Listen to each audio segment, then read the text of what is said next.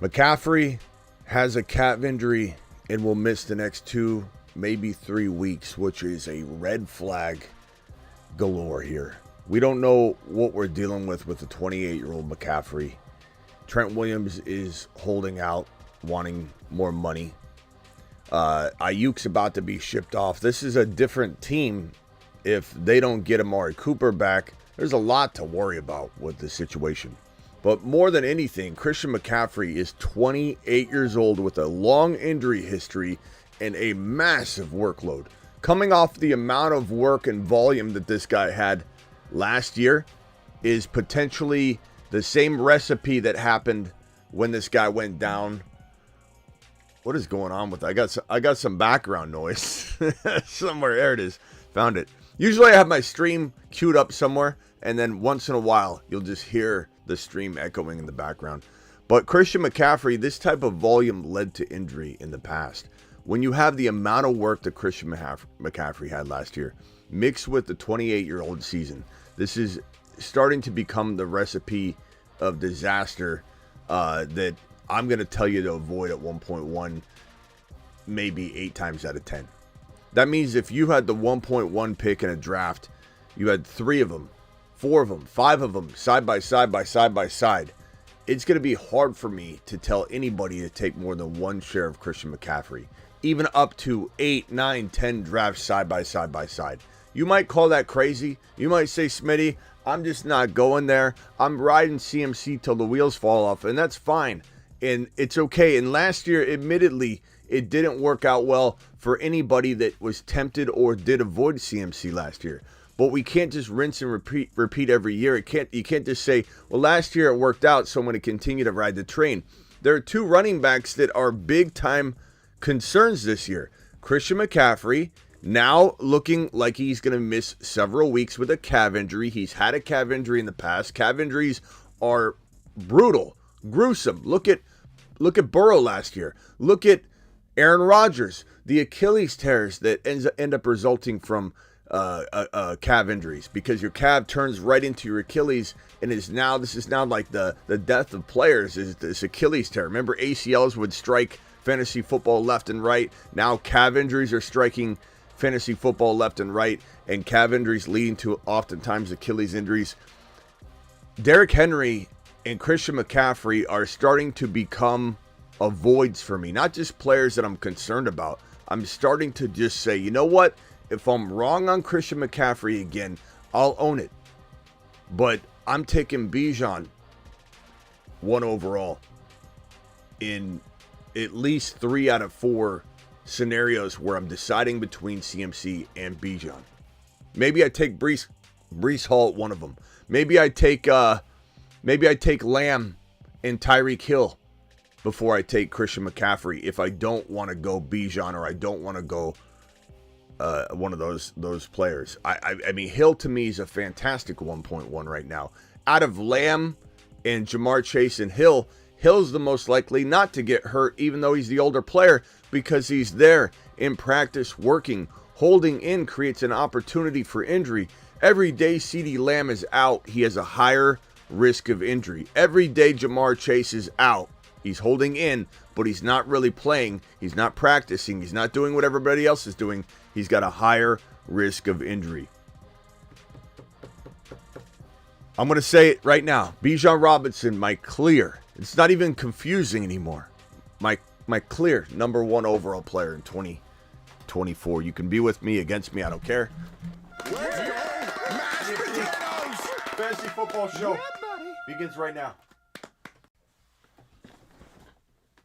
Live from the FantasyFootballShow.com studios. It's the Fantasy Football Show.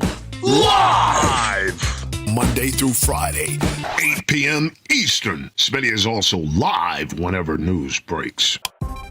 From the FantasyFootballShow.com news desk, here is your breaking news.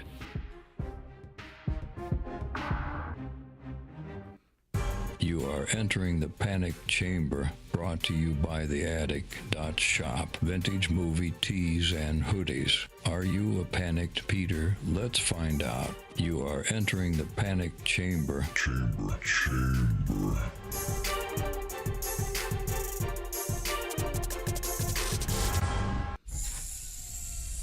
You hate to see it. You hate to see it. You hate to talk about it. You hate to go this direction. I know a lot of people are going to be like, Smitty, this is going to end bad for you. I don't think it will, because I believe in the player I'm taking in Bijan. I believe that we're going to have the number one overall running back, even if Christian McCaffrey does squeak out one more good year. But it doesn't feel right at this current moment with the calf injury, missing the next 2, maybe 3 weeks. It doesn't feel right. I'm concerned. And I don't want to spend my 1.1 on a 28-year-old running back that got overworked last year. There's almost 2 scenarios for me, at least, and I'm get to these 3 super chats sitting there from Bryson and from Ivy and Joel. Thank you for the super chats. There's 2 things that I feel are going to play out. One, the Niners dial back McCaffrey to keep him healthy, and he has less production. I'm not saying it's going to be crazy less production, but there's that scenario. And if they don't do that, you're like, okay, well, I'm happy. They're not going to dial him back. But then he gets hurt because he's 28. He has a long injury history that he's kind of staved off for the last couple of years. Admittedly, I understand that. I get you almost throw away the injury label the way he stayed healthy the last 2 years. Smitty, he takes care of his body better than anybody. I get it, but he's also 28 years old. And running back carries add up. And the amount of volume this guy's been for his team every single year, dating back to the Carolina Panthers days, is way above the average running back. This man is probably historically in the top 5, maybe top 6 of all time, if I had to guess. And I don't have the numbers in front of me, but I'm pretty sure it's going to be an accurate thing. Looking back, he could be 1. But top 5 all time for being the percentage of his offense. In Carolina, he was absolutely the league leading player percentage-wise of his offense. And it's not like he's been, he's gotten half the work in the receiving department, half the work in the running department, so he's going to stay healthier than the average player. This is still a player that's been overworked to the extreme of being one of the most all-time percentage use players of his offense, meaning everything goes through him. His workload, his mileage, his tread on his tires is different than the average player at 28 years old. You could say, yes, he takes care of his body better than anybody, but you could also say no one in the NFL currently, but maybe you could say Derrick Henry in some ways, has the tread taken off the tires as much as this guy, because he's been absolutely overutilized. And the problem with injury, and this goes back to Cooper Kupp last year, and even though we love Cooper Kupp, but his current 3rd round ADP, the Puka Nacua injury may potentially move Cooper Kupp into round 2, and then I might be out. Just goes to show that where you're getting somebody, cost of entry matters. But it's look, where you get somebody is everything. Like, Cooper Kupp is fantastic. Cooper Kupp is a great player. Your cost of entry is fine. It's all baked into the situation. McCaffrey, you're taking him 1 overall. He misses any time at all, you're screwed. And the thing about age, which I was about to say right now, is Cooper Kupp can look elite when he's on the field, but his age, being how old he is, his body will break down differently. You can't help that the calf injuries just pop up. You can't help that the hammy just has an issue. You can't help that the meniscus might be just time to need some trimming and he's out 3-4 weeks. There's nothing that can prevent an elite player from getting banged up, especially the soft tissue stuff. And what did he struggle with after the same amount of workload he had last year? The last time, soft tissue. Missed a season. Last time he was used to the tune he was used last year, he was out for 2 years straight. On and off. Couldn't stay healthy. Sometimes it doesn't matter how good your talent is. When you're 28 years old with the mileage, it's more about, God, he's good per start, but can't stay on the field. That's what CMC is going to struggle with. Even if it doesn't happen this year, it'll happen at like the tail end of it. This guy cost a lot of people some money in week number 17 last year when he didn't play the entire second half of the game. If you had Christian McCaffrey and you were in a finals on underdog like I was, and you were about to win big time cash money, and this guy and Alvin Kamara sat out the entire second half, it screwed you. This is the kind of player that can dominate all year long, give you 14, 15, 16 straight amazing weeks, and then all of a sudden, in the fantasy football playoffs, the final 2 weeks, he ends up sitting out with injury. That's the kind of workload he's had. That's the kind of risk that comes with this situation. I'm sorry to say, Christian McCaffrey, you're in the panic chamber, and I'm closing the doors.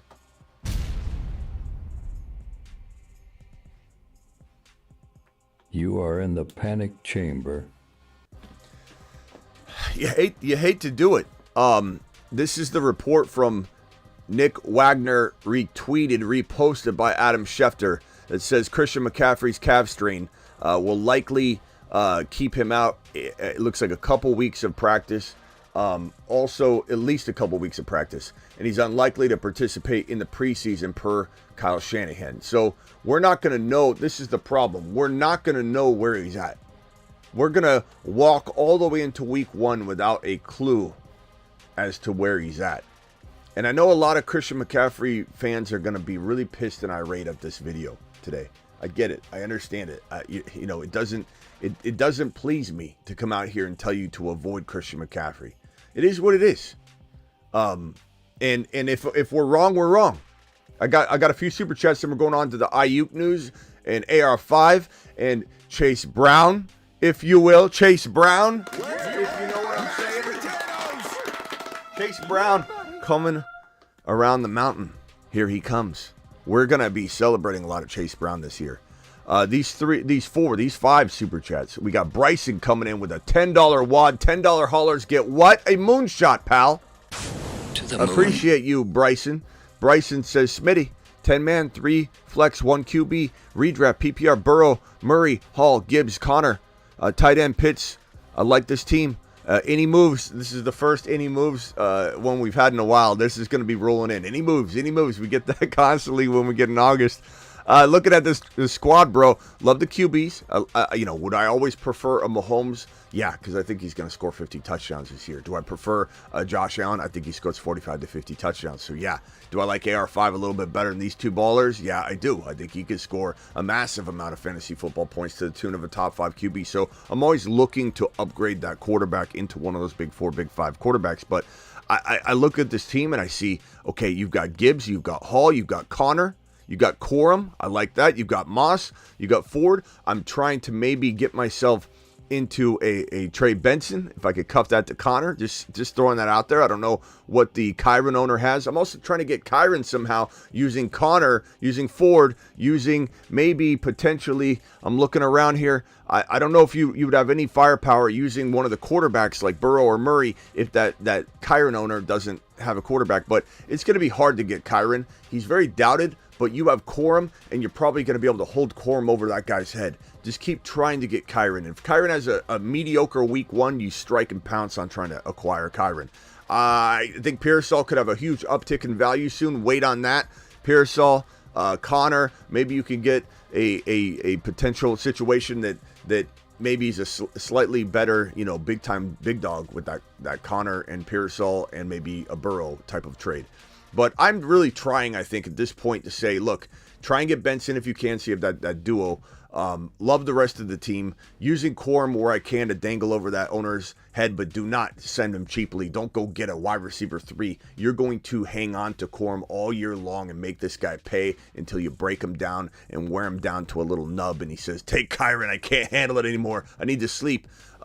But I'm working on getting the quarterback, bro. Just using Pearsall off the value that he might have soon, using Ford, using even Connor, using Corum to get that upgraded QB. And I think it's not that hard to do if you go after a Mahomes who had a very, very doubted year last year, a very, very bad year to a lot of people's standards, and you're offering somebody another piece that can help the team. So maybe potentially look at that, but your team's really good. I don't want you moving any of those big pieces, which makes it hard for you to make any trades with that team in particular. So I like the squad. Don't do anything crazy. Cheryl with a $20 hauler, dropping fire on the screen. Thank you very much. Alert. Super chat alert.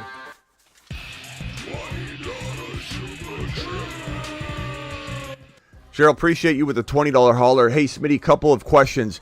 With us high on AR5, what are the thoughts on the wide receivers outside of Pittman at current ADP? Love A.D. Mitchell. A.D. Mitchell, I think by the end of the season, there's going to be a debate as to who the one wide receiver is, the number one in Indianapolis in 2025 because A.D. Mitchell looks so good. I've never believed that Michael Pittman's a wide receiver one in fantasy. I believe he has the makings of being an elite two. I think he could be an amazing fantasy football two, but he's never been a number one to me. So I am going to smash the hell out of all the A.D. Mitchell shares I can. I like Downs a little bit. I really do. I like Jelani Woods as a second tight end, especially in best ball in a second tight end rotation. So you got, let's say, Kyle Pitts or somebody, and then you got Jelani Woods and Luke Musgrave. You got Jelani Woods and another player like Gesicki from Cincinnati as your rotational tight end situation in best ball. And I don't mind Jelani Woods as a crazy deep starter if you had to, like, let's say, trade off a Kyle Pitts in order to upgrade your wide receiver into a stud, and you gotta risk the biscuit at the tight end position. I'm okay with doing something crazy like that. Plus tight end, you can usually find a lot of good options on the waiver wire. But love A.D. Mitchell at cost. He's practically free. He's not even a high-end wide receiver 3 cost-wise.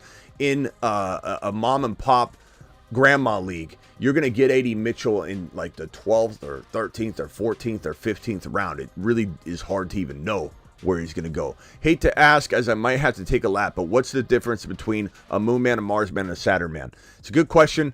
Saturn men are more locked in players, bigger name guys. Ones that in hindsight people will say, well, that wasn't really bold, but let me show you and explain to you why the Saturn men are actually even bigger home runs and values than the Moonmen and Marsmen. The Saturn men. One small step for man, one giant leap for Saturn. So, one might say these are a bunch of big-name players. Like, how bold are you, Smitty? But Kyron's going in round 3 in best ball, round 2 in non-best ball. Spaceman. And I believe he's top 5 overall. So that's a steal.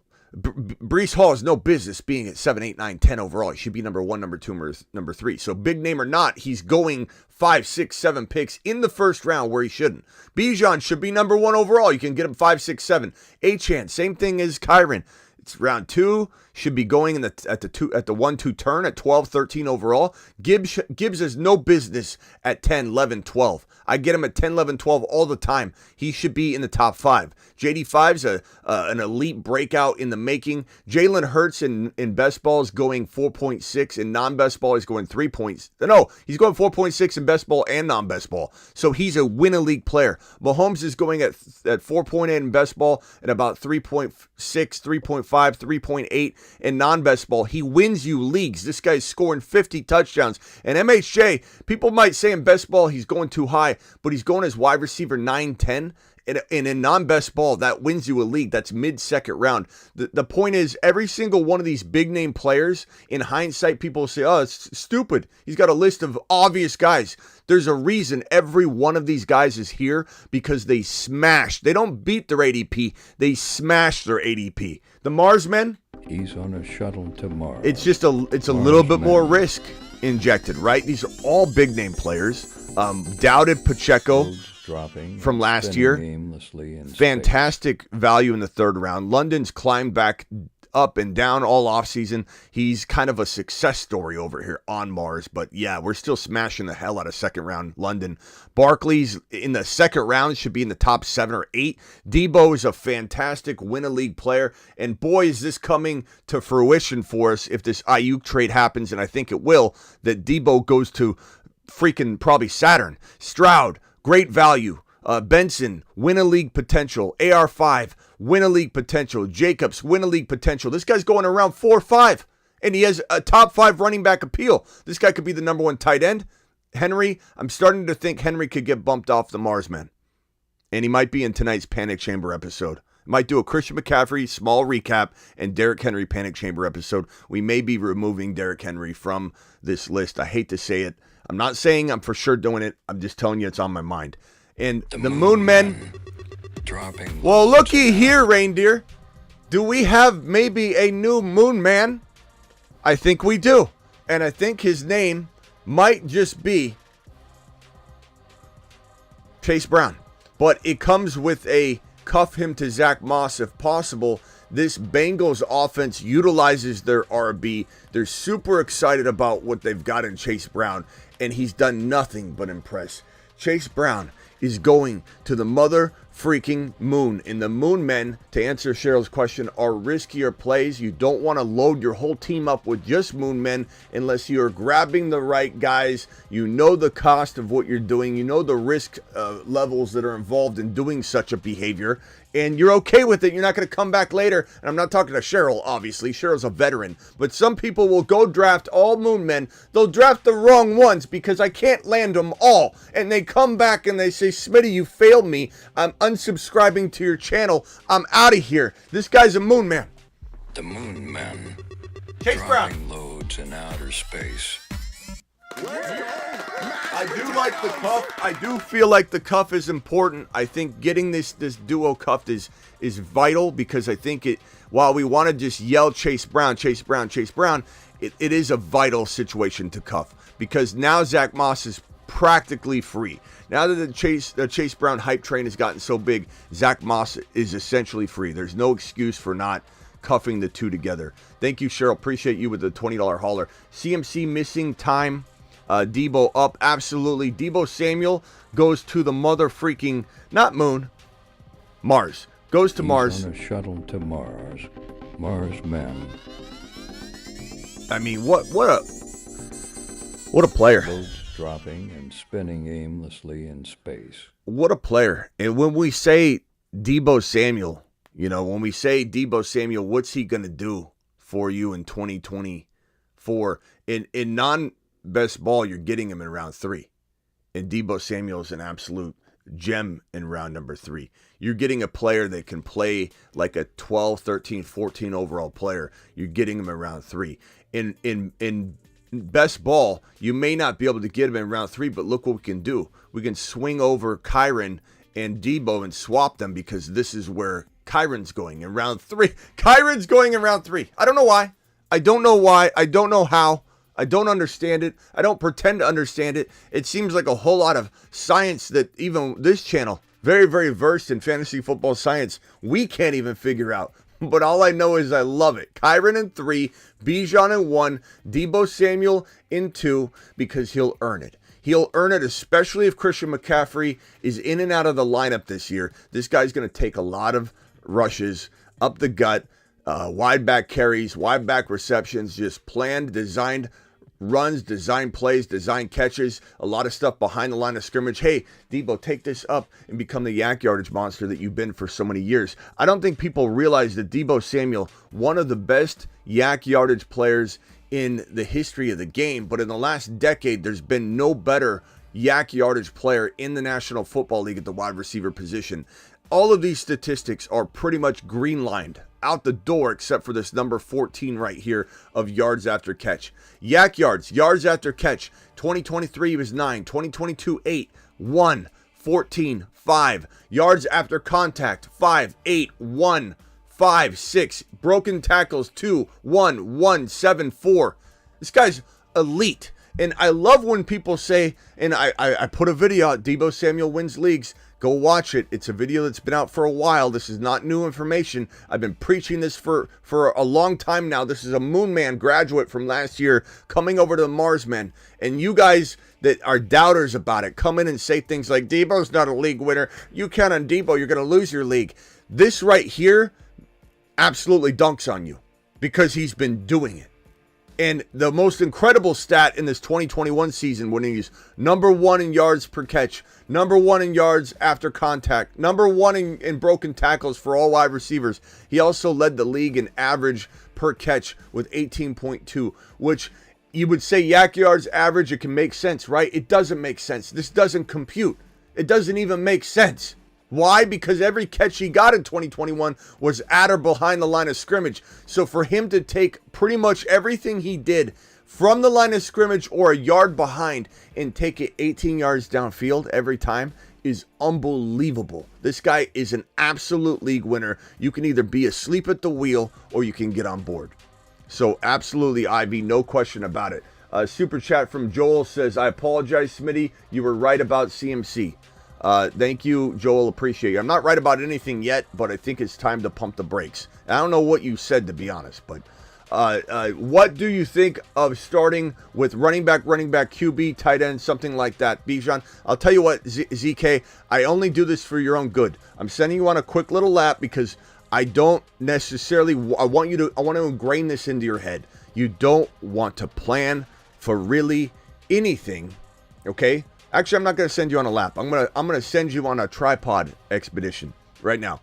But I will say I don't mind this thinking because best player available will traditionally be running back, quarterback. But you are planning out too many. Make sure you're flexible. Stay liquid. Stay loose, bro. You got to stay liquid. You got to stay loosey-goosey when you're going into your strategy because you need to go best player available. But I will say running back, quarterback is one of my favorite best player available approaches when best player available allows it. It is called the tripod. The tripod, likened to pyramids in ancient Egypt, consists of drafting one of Allen, Mahomes, or Hurts to go with one of these round 1 running backs and one of these running backs in round 2. The tripod. So I'm going to Smitty approve it to a degree. I think you need to look at wide receiver over McBride if you can. It's not stupid to start out running back, quarterback. Some people will tell you that it's stupid. Don't listen to them. You might want to unsubscribe or unfollow that person immediately because they don't know what in the hell they're talking about, because the tripod wins leagues. The tripod is how we built this, Smitty. We built this, Smitty, on tripod shows, pal. And we're going to continue to do it. Bryson, appreciate you. Sent trades at the bottom of bottom team. Let me know your thoughts. I don't know what in the hell that means. Sent trades at bottom of team. Let me know thoughts. Bryson, I have no idea what that means. I think you hearing me read it, I don't think you know what it means either. So clarify. Super chat here from Raza doesn't include. You guys got to include your questions in the super chats. By the time I get to these, your message is long gone. But I can look for it. Raza, I appreciate you dropping the super chat. Let's see if we can find a message from you, pal. Let's see if we can. I don't know if you. Oh, you did drop another super chat. Here we go. Raza knows what's up. He's got it on lock. He's got it absolutely on lock because here he is with another super chat. Look at this monster. 2 super chats in a row just to say how much he appreciates this show. Raza! Raja, your stock is not down. It is up, young man. Appreciate you. He says 12 team half PPR 2 flex keeper 5th round Drake London or 9th round Tank Dell. I'm going to probably say 9th round Tank Dell. I don't know. Chat, can I get a vote on this one? The only thing that makes me want to say Tank Dell is because I love Tank Dell. I think he's a steal in round 4. But it gives you that 5th round player, and that's really kind of a 6th round player and a one-man keeper though, right? So what's a 6th rounder look like? I don't know. It could be AR5. Like if I knew that you could get AR5 or someone of that caliber with Tank Dell, then I'd probably choose that. If we're talking about missing that entire tier of player, then you might as well just keep Drake London. But it is tough. Let's see what the chat thinks, because that is a very, very tough call. But it does depend on who you believe you can get. Like if you tell me no, there's no AR5s, there's no McBrides, there's nothing there at that 6th round territory at all in this particular keeper league. And the reason I think there might be is because not everybody kept is going to necessarily be even in the 5th round. Some people might have drafted Puka late, and so you have all these different players that get kept or don't get kept and get thrown back in, don't get thrown back in. It's hard to know. I would say in a one-man keeper, your round 5 pick is traditionally kind of a 6th round pick. But Chase or Ford, give me Chase Brown right now over Ford. I like Ford a lot, but give me Chase Brown over Ford. Great question. Bryson rectifying his super chat says, relook bottom first message. This is still very obscure. You type it out. Relook bottom first message. Bryson, I'll look for your messages, but that make sure in the super chat include it in there. Because it's like it doesn't. Let's see here. Oh, bottom first message. I got you, Bryson. I'm sorry. Bryson, I'm taking a lap.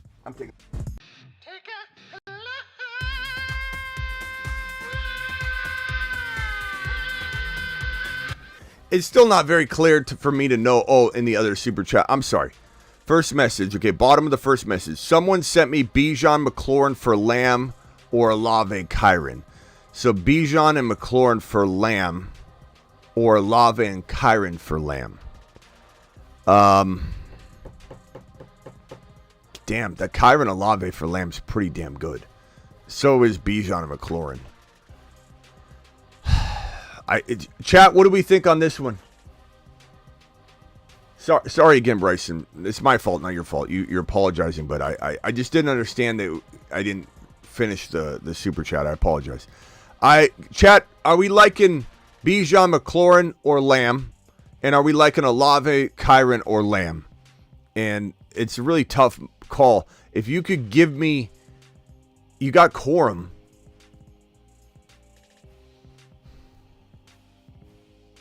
That's pretty good. I mean, I don't know. Lamb's holding out. It's concerning me. Like, Lamb's going to hit the panic chamber soon. If he doesn't get on the field soon, he's a big injury risk. I might take Olave and Kyron since you've got Corum, but I don't know. Lamb Chops is so good. He is so damn good. How are we giving up Lamb Chops? Thank you, Bryson. I'm sorry again for that misunderstanding. What is the chat saying about both the questions that I dropped? Bijan McLaurin, I'm just standing still, says Juan. Essentially, nah, keep what you have. Bijan and McLaurin. Lucas with a super chat here. Lucas says, earliest you take CMC in a draft. I mean, I take him in the top 5. I'm just saying I'm trying to probably go in a different direction if I can. And if he keeps falling, I'm taking the gamble. But he's not going past 1 or 2 overall. I think even with this news, he's still not slipping past 2. I think some people might take him, maybe 3. I could see it, but I don't think he's going to fall that far. So I don't think he'd fall to a territory where we're telling you I'm smashing it because his value's too good. I think he's fallen 1, 2, or 3 spots. Red celebrating 18 months says our phone line's open. They will be in a second. We're almost done with the news, and you can call in. Is what I wrote correct, or am I reading the question wrong? Travis says Bijan McLaurin for Lamb or Bijan McLaurin for Olave and Kyron. No, I think it's Lamb. He's trading Lamb for Olave and Kyron. So Lamb for Bijan McLaurin or Lamb for... I've got that right. So the question is, do we like Olave and Kyron over Lamb? But very, very tough. I would lean... I love Olave.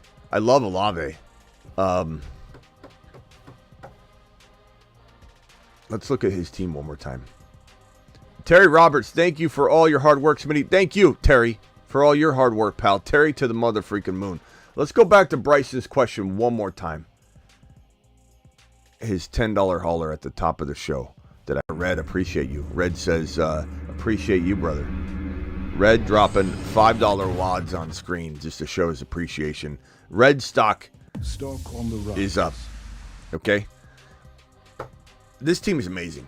You got Lamb, you got MHJ, you got Hall and Gibbs, you got Connor. I guess I would say this. Let me back off. Let me give you this final advice. I'm keeping Lamb. As much as I want Kyron and Olave, which would be fantastic. I don't know. I'm going back and forth. I'm just going to say, Connor's so good, go get Trey Benson. If you've got Connor and Trey Benson and you get to keep Lamb, that's better. I'd almost say I want that over, you know what I mean, over doing what you're doing. Does everybody concur on that? Does that seem like a reasonable decision and a piece of advice? That if he gets the Connor Benson stack, he has no need to go after the Kyron situation as much, and then he can still hold Corum over that guy's head and try and get him later. I'm going to go Lamb Chops. Is everybody in agreement with that? It's Lamb. Lamb in your heart, Smitty. Yeah, I concur, says Human Ziggy. Human Ziggy concurs. Ziggy, do you agree? Sorry, I don't know that. He doesn't know. He doesn't know, but Human Zigmeister does agree. Okay, let's get to the rest of the news. Any super chats that roll in, I'll answer in order which they're received. Again, if you missed the earlier part of the show, Christian McCaffrey's out at least 2, maybe 3 weeks with a calf injury, a calf strain, which they can lead to the Achilles injuries. This guy was banged up a lot last year, but played majority of the year. He did screw a lot of people in week 17, including myself. And I'm not holding a grudge. I haven't all offseason. If anybody thinks that's where this is coming from, it's not. It's just, if there's a player that screams, I'm going to play well when I play, and I'm going to make people in weeks 1, 2, 3, 4, 5 come in and go, ha ha, you said McCaffrey was going to be a risk, and McCaffrey may blow up in weeks 1, 2, 3, 4. I mean, we could even say that this is one of those situations where you draft him and then you trade him. But the problem is he's walking into week 1 hurt. Maybe. We don't know. But is this one of those things where someone comes in and laughs at us? Remember Montgomery when we said, Jahmyr Gibbs, and Monty started off the season hot, and everybody's making fun of us and saying, oh yeah, you really screwed this one up. I had people coming in saying, Smitty, I'm unsubscribing today because you told me to go Jahmyr Gibbs, and Monty is on a tear. And let me overlay these two together. Monty comes out, and Monty is running back 2, running back 5. He actually didn't come out on a tear in really, no one did in that stable until this time frame here. But Monty really didn't explode. It's weird when you think about it, right? Didn't we all feel like Monty had like 5-6 weeks of riding high? He was running back 16, running back 21, didn't play, running back 2, running back 5. And those are good weeks. But then this is where people were like, oh my God, you're so stupid, Smitty. I'm unsubscribing to your channel. We're just not going to stay around anymore. This Jahmyr Gibbs advice was awful. Then it's boom. Gibbs goes crazy. Obviously, he's tied with Christian McCaffrey for top 3 running back finishes. He had 6 of them, and he didn't get on his horse until week 7. That's Gibbs on his horse. He didn't get on his horse till week 7. But my whole point is, remember that making fun of anybody that didn't think Gibbs was, or Monty was the guy, ha ha, Gibbs owners. I think we're going to hear a lot of that from Christian McCaffrey owners, but damn, I mean, week 7, week 8 could be a whole different ball game. It doesn't matter how good he starts, but the dilemma here is that he's starting injured. He's starting injured. And maybe week 1 he's not hurt at all. Possible. But I don't like what I'm seeing when Bijan's sitting there for the rescue. Hi, my name is Bijan Robinson. I like long walks on the beach. And, well, I also like scoring. I also don't like drafting this man under the current circumstances when this man is also on the board and available. Brees Hall is 8 foot tall. He will always answer the mother freaking call. I also Don't can't let him sit fall. back and say, I'm just going to pass on this man right here. Where's my... And again, this is not like necessarily I'm going to draft him over CMC, but do I trade down? Would I rather have this man right here instead? Would I rather trade down and get this man right here where the science backs up everything we're saying?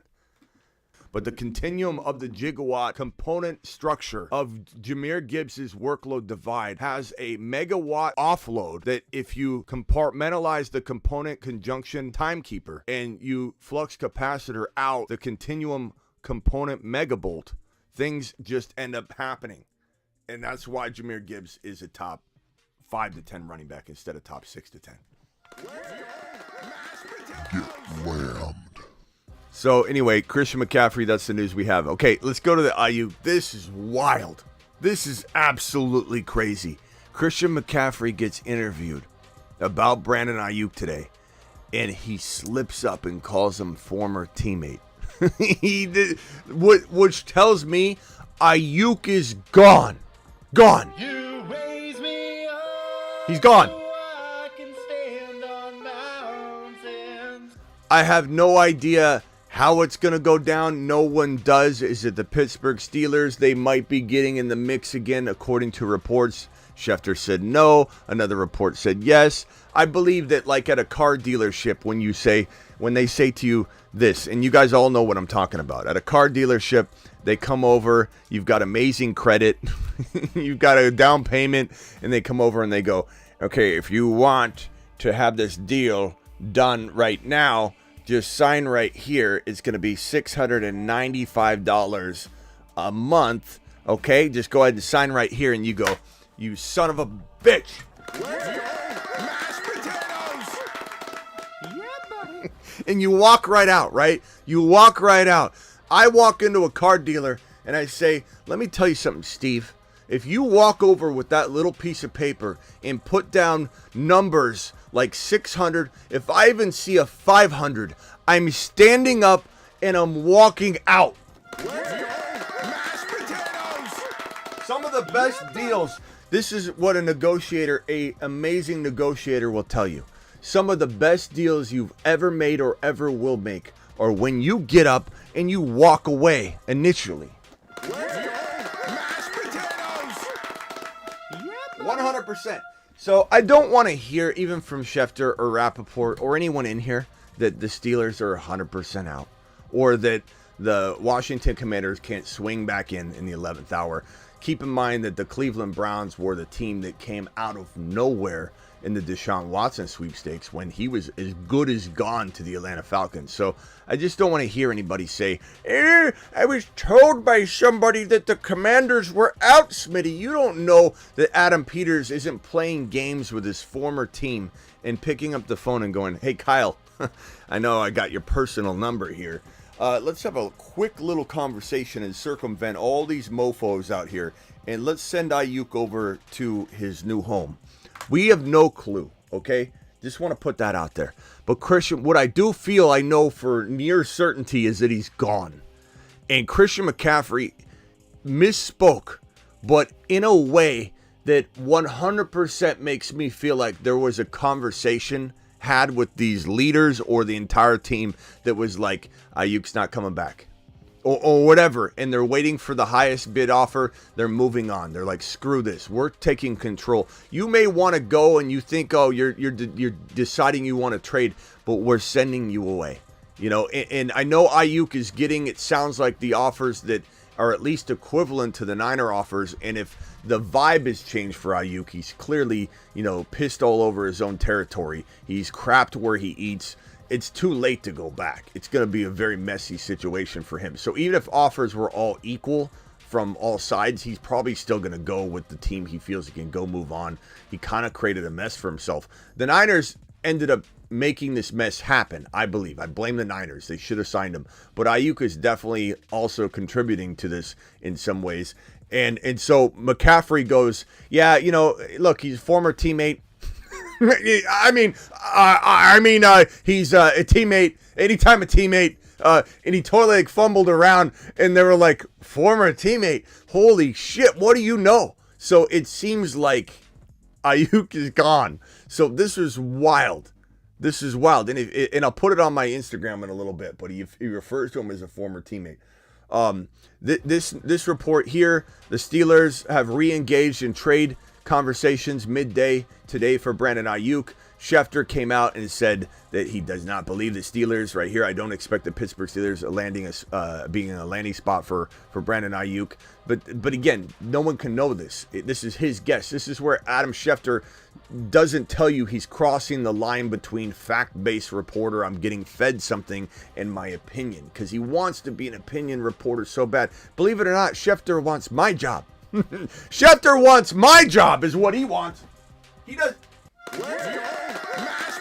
want to be this guy that's being fed information and it's like, Schefter, let us take it from here. He truly wants to be a opinion-based analyst. He truly does. And the problem with Schefter, and this is what his kryptonite is he never lets us know when he's flipping the switch and he's predicting, because he's not very good at predicting. He really isn't. For a guy that has so much information, you'd think he'd be better at it when he does cross that line. So don't trust this part of what Schefty's saying. He does not I don't expect, this is a opinion piece from him. He doesn't know. The car dealer example. You get up and walk away. Okay, you walk away from the best deals you've ever made. This is the same thing in trade. You don't just accept everything. You got Blake Corum like Bryson over here. You're dangling him like a carrot over the other owner. He doesn't give you what you want. You say, never mind, deal off the table. I'll see you later. Corum's not available anymore. I'm out of here. That's how you deal. That's how you deal. You make someone think you're crazy, because you kind of are, right? I'm a little bit wacko, and I understand that. I accept that. I'm fine with it. It's who I am. But if I'm dealing with somebody and they say, no, I'm not going to do that, I get up and I say, Corum's off the table. I won't trade Corum unless you pry him from my kung fu grip, lifeless hands. Corum ain't going anywhere now. I'm starting him as my flex, even if he's not in the game, and you're going to watch him. And this is the way I operate on my trades. So yeah, don't listen to Schefter on that one. This one right here, it's not a simple trade to execute. This is important, and this is what I've said for months now, and you're starting to hear a lot of people say it, and because it's true. But no one's really been saying it. They just kind of act like there's no leverage. There's just it's very simple. Do the Niners want to trade them or not? People don't know the ins and outs of a lot of these things and the complexities involved. So this is very true in what we've been preaching here on the channel. This is not a simple trade to execute. Any interested team would have to meet the asking price of Brandon Aiyuk and the 49ers. There's two different components. There's the draft capital piece, and then does Aiyuk accept the terms of the deal on a new contract? Because no team is going to trade for Brandon Aiyuk unless he's on a long-term deal, meaning the trade and the new long-term deal get announced at the same time in unison, one after the other. Aiyuk has been traded. Boom, 3, 4, 5 tweets come out. 4, 5, 6 seconds later, a minute later, 4 minutes later, Brandon Aiyuk has agreed to a new 4-year deal worth $118 million, $74 million guaranteed, an annual price of $30 million a year. That announcement will come in unison right after the trade announcement. So it is a very complex thing to happen. There are a lot of moving parts. Is there still a world where the Niners tell everybody he's gone, but they can't get rid of him because he won't accept a contract? Yes, and then he returns back to San Francisco. But you got to think this, okay? Aiyuk's sitting there, and he's getting to explore his value, right? He is, for the first time, being given permission to seek out a new deal and discuss terms with selected teams. Cleveland, Pittsburgh, probably New England. Maybe not Pittsburgh, I don't know. Probably Pittsburgh, though. And probably Washington. The Niners said, you have permission to go talk and negotiate a contract with your agent, take physicals, whatever you got to do. That's already been approved. So he gets to go test his market for the first time. That's why you request a trade, to see what your market value is. So if he goes out and he realizes that the market value is the exact same that the Niners have been offering him, he is not going to try and play hardball anymore. He's only going to play hardball a little bit to try and get a little bit more so he can save face and go get a bigger deal. Can you imagine how embarrassed you'd be signing a deal that was the same or lesser with a new team when you could have just stayed put? He wants something more. He's trying to get that. But if the market doesn't allow that, he is going to either come home with his tail tucked between his legs and go, sorry guys, the biggest offer I got was 27 and you guys gave me 28.5. I'm just going to stay. Is that offer still on the table? The Niners may say yes. The Niners may say no. They may say, you know what? This is how the Niners have leverage. They could say, we're not going to offer you a long-term deal any longer. That deal has been rescinded. So now his only long-term offer is now a lesser deal, $28 million for, let's say, the New England Patriots, or he comes back and plays on his 5th-year option. With no options left on the table, there's almost a 0% chance in my mind that he would return and play on his 5th-year option versus take the highest bidding offer to him in that scenario. So that's why I think Aiyuk is probably as good as gone. And even if he doesn't like these deals, the Niners will say, we're pulling our offer. We don't need you anymore. I think that's why Christian McCaffrey comes out and says this situation. Like, why does he have this information? And it wasn't a mistaken speaking. Like he fumbled his words. He literally said, and you could see the panic that he said it, that my former teammate, Brandon Aiyuk, it sounds like it's done. It sounds like the Niners, and they're that very much that way, have decided we're moving on. I don't know that they're going to offer him the same deal anymore. This right here, Nick Wagner says, listening to trade offers for Brandon Aiyuk as the team and Aiyuk sift through offers, both trade-wise and contractual-wise. So this is, again, a very complicated situation. There's probably 2 offers on the table. We've heard Patriots, we've heard Browns. I think there was 2 offers in regards to the Washington Commanders and the Pittsburgh Steelers, but apparently those offers were not suitable to the Niners, so they're not expected to be out there lingering. But again, do they just walk away? Do they come in the 11th hour? Think of it like an auction draft. You know, going once, going twice, okay, $20, and you know the player's going for 40, right? You sit out. You just kind of sit out. Okay, $31, $34, $38, $40. Okay, now you're getting to where the player is going to go. $40, going once, 41, and you're sitting back and you go, now I'm coming in. 42. Okay, 42, going once, going twice, 43, 44. Now this person that wasn't even in the bidding is jumping in because they're serious now. They know now's the time to strike. It's the same thing in any negotiation. We don't know if the Washington Commanders are just going like this. Let's not make it look like there's a lot going on here, and then we'll come in at the end and try and grab him for the right price. Think about it from a perspective of if you want a player in an auction, right, like Kyron Williams, the worst thing you can do is call him out and start participating in the early bidding, because then it looks exciting. It looks like everybody wants him. You want the player you're after in an auction to barely being bid on. You know, stay out of it until the 11th hour and then come in. That's the same thing here. Patriots are now aggressively pursuing Aiyuk and have shown willingness to pay him top 5 wide receiver money. This is also why I think he's as good as gone, because the Niners will not give him what he wants financially. And at the end of the day, going home and taking a lesser deal in a very awkward situation where it feels like you spilled the milk at the Thanksgiving table, he knows he's not wanted there in San Francisco anymore. It's going to take a lot of work to repair that relationship with all the team and the players, etc., etc. So this feels like a guarantee in my mind that he's going to be traded. And boy, does that help Ricky Pearsall go to the freaking moon. Boy, does that help Ricky Pearsall, who I believe we have as a midseason monster. He's, I think he's a midseason monster, right? He's got to be. Where's Pearsall? Where's our Pearsall? He was on the Moonman list.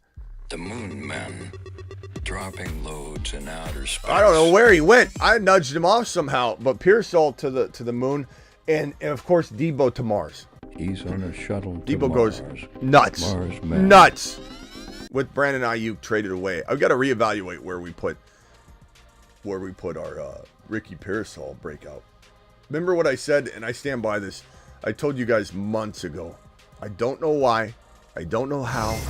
I don't know what I'm really feeling, other than I just don't believe that Ricky Pearsall's story begins next year. I think Ricky Pearsall's story begins this year.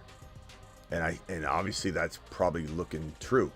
So that's something I've said for a long time. This guy Justin Fields. Do we need to put him on the Moonmen list? The Moonmen, dropping loads in outer space. Can we fit him? I mean, Space Moon 6. I think we might. I'm going to put him right here for now, but I think we might. Justin Fields is trying to to make the Moonman list. This is an amazing situation, guys. This is something we talked about for months and months. People laughed at us.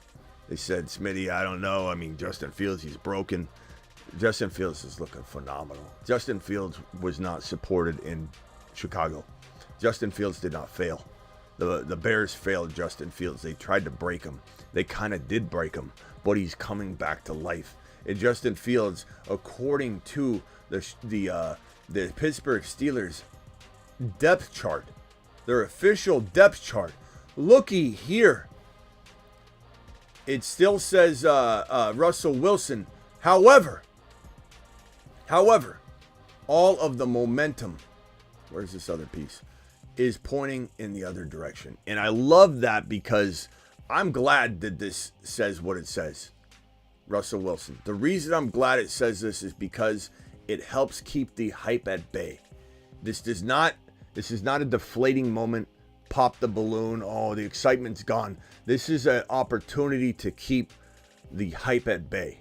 And when you look around the league and talk to people and you have constant chatter about how good he looks, how the coaching staff's reconsidering, how this is going to quickly turn like it did when Russell Wilson signed and they said he's a starter. And then a couple weeks later, it's like, well, probably he's in pole position to be the starter. Pole position? That means it's a contest. It's a race. It's an absolute race to the finish. And now you're seeing things all over like we've been predicting. The Justin Fields report from Chase Daniel, who does have a little knowledge on the quarterback position, says he has an opportunity to win the QB competition. You all thought I was crazy to believe Justin Fields. He's balling out in Steelers camp with the right coaching. He could be a force, dare I say, slash 2.0.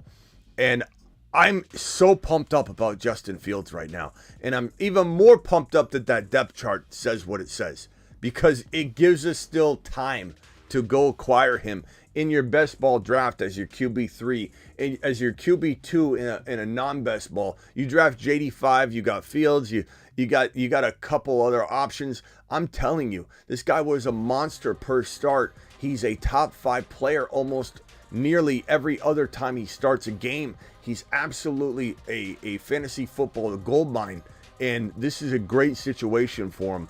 Justin Fields to the mother freaking moon, ladies and gentlemen, to the moon.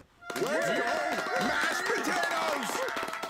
And on the board here, I have Justin Fields in the corner here. Fields starter week 1, top 10 quarterback, and I am here for it. And anybody has a $50 bold prediction they want to drop, the winner of the bold prediction contest will help co-host the show here on the channel. So if you want to get involved in that, drop it. $50 and your bold prediction with the $50 super chat. And it's your time to plant your flag too and let people know you're the one that predicted XYZ on this channel, because you'll be the only one with it on the board. And everybody will be reminded that you called something and you put it out there on the board for everybody to see and reflect on at the end of the year.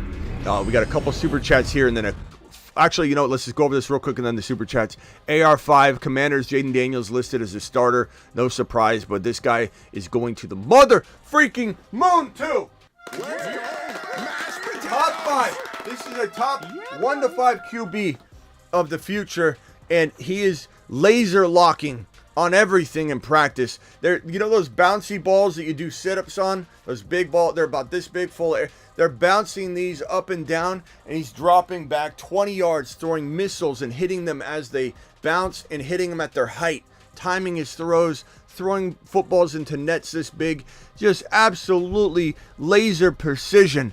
And Dotson, if Aiyuk doesn't land in Washington, if Aiyuk lands in Washington, this is a Houston Texans 2024 season, meaning they're not going to do it next year. They're going to do it this year and surprise everybody. If Aiyuk doesn't land, it's still possible, but this is a team that's going to show everyone what they're made of. JD5 is a marvel in the making, and so is this man here, AR5, doing the 6-shooter. He's going to be a Wild Wild West theme player for us as we walk into the Wild Wild West, which is all the in-season content. The Moonmen, Marsmen, Saturn men, all the space theme stuff locks down once week 1 kicks off, so there's no confusion as to what our bold predictions are, who our hype train players are. So Moonmen, Marsmen, Saturn men, space, week 1 starts, all of that gets frozen in time and awaits us for the next offseason, and we enter the Wild Wild West.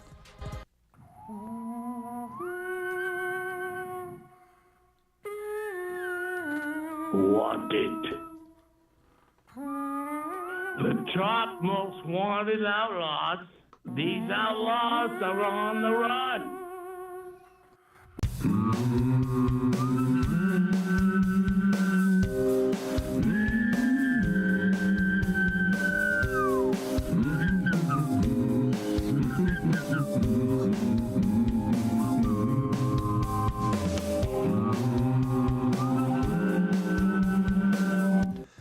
So get ready for that. I could see this guy being the sheriff of the entire thing.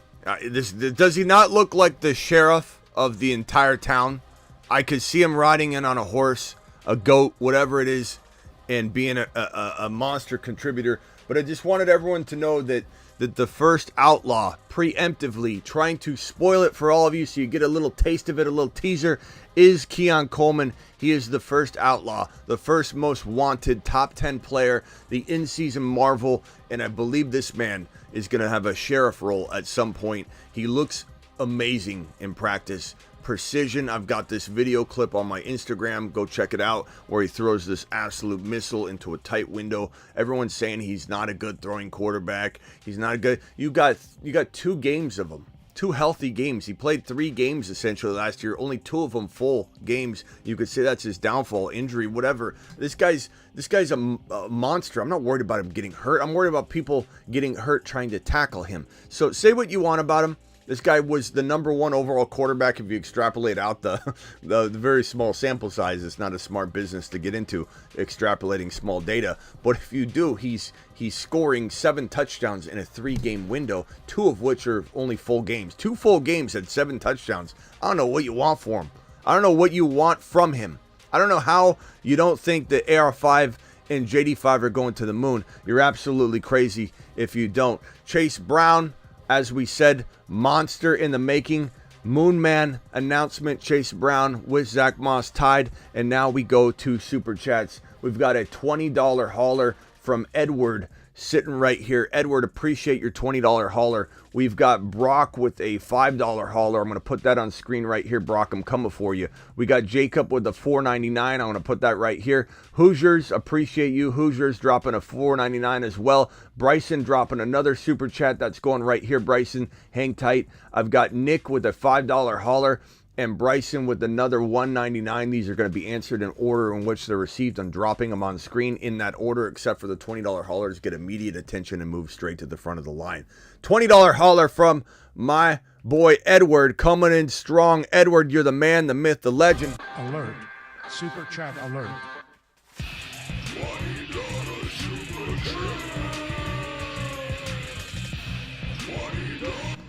Edward says the following: keeper draft, keeper 4th, London. I have 1.6, 1.9. I own 2.7, 3.6, 4.4, 4.7, 4.10, etc. Looking to move up into the top 3 to snag Brees or Bijan. How much is worth trading, or should I stay at 1.6, 1.9? If you're going to get like Kyron and Achane, I'm fine with waiting. But I mean, would I try and move my 1 point? I mean, the 1.6 is going to be great too. I don't know, man. I mean, one keeper league with guys like London and Puka and probably a lot of, I would say half of all the keepers are not going in the top 6, top 7. That's just the nature of keeper leagues. So St. Brown, he's going to be a guy that's going to go slightly below the 1.6, you know what I mean? So you're having probably 4 or 5 guys that are top 10 guys kept. You probably have 5 or 6 guys that are top 15 to 25, 20 or 30 overall kept because their values are great. I don't know. I'm loving this 1.6 and 1.9. I think you're going to walk away with an absolute gold mine. But would I be tempted to trade like a 4.4 or 4.7 to move my 1.9 up? Yes, but am I trying to trade my 1.6 and 1.9 or a 2.7 and 1.6 to go move up a little bit? I don't think so. And I do think you're going to get Kyron, you're going to get Achane, you're going to get, 2 amazing wide receivers. This is the year you can go 0 RB in a sense and get Connor and Benson. You can also get, Chase Brown and get a plethora of those type of guys. I still think, you get a Jacobs later in the 3.6, 4.4, something like that. Jacobs is falling so far. But I'm not interested in trading, unless I'm moving one of those first rounders with, let's say, even a 4.10 or a 5.6. Like you give the 5.6 up for free, essentially, to move that 1.9 all the way up to get Brees Hall or whatever. I'd even keep the 1.6. Past that, you're in a good position, bro. You got London, and you got 2 first rounders, and you got a pick in each of the extra rounds. And in fact, you got 4 fourth round picks. If it's me, I'm not touching my first, my second, or even the 2.7 if I can.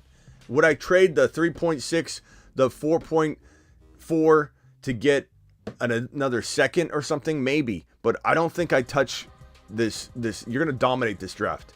I would stand pat more than I'd do anything else. And then we got this other, I didn't read the rest of it, looking to move up. How much is worth trading? Should I stay at the 1 point? Okay. Yeah, I'm staying put.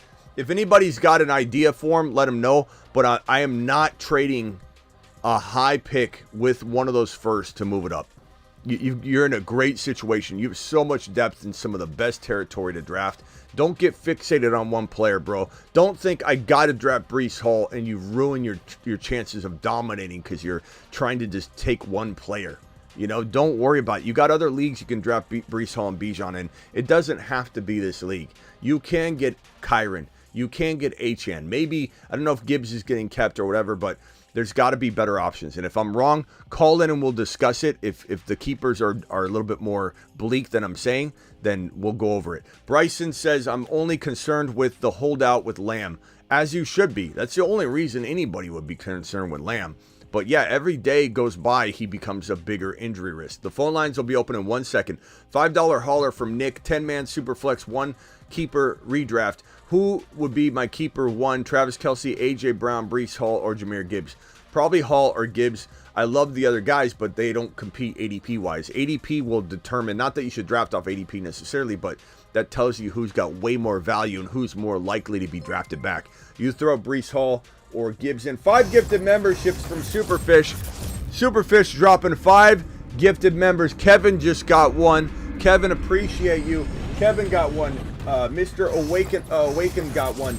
DJ got 1. Ghost got 1. And I think Bama got 1 as well.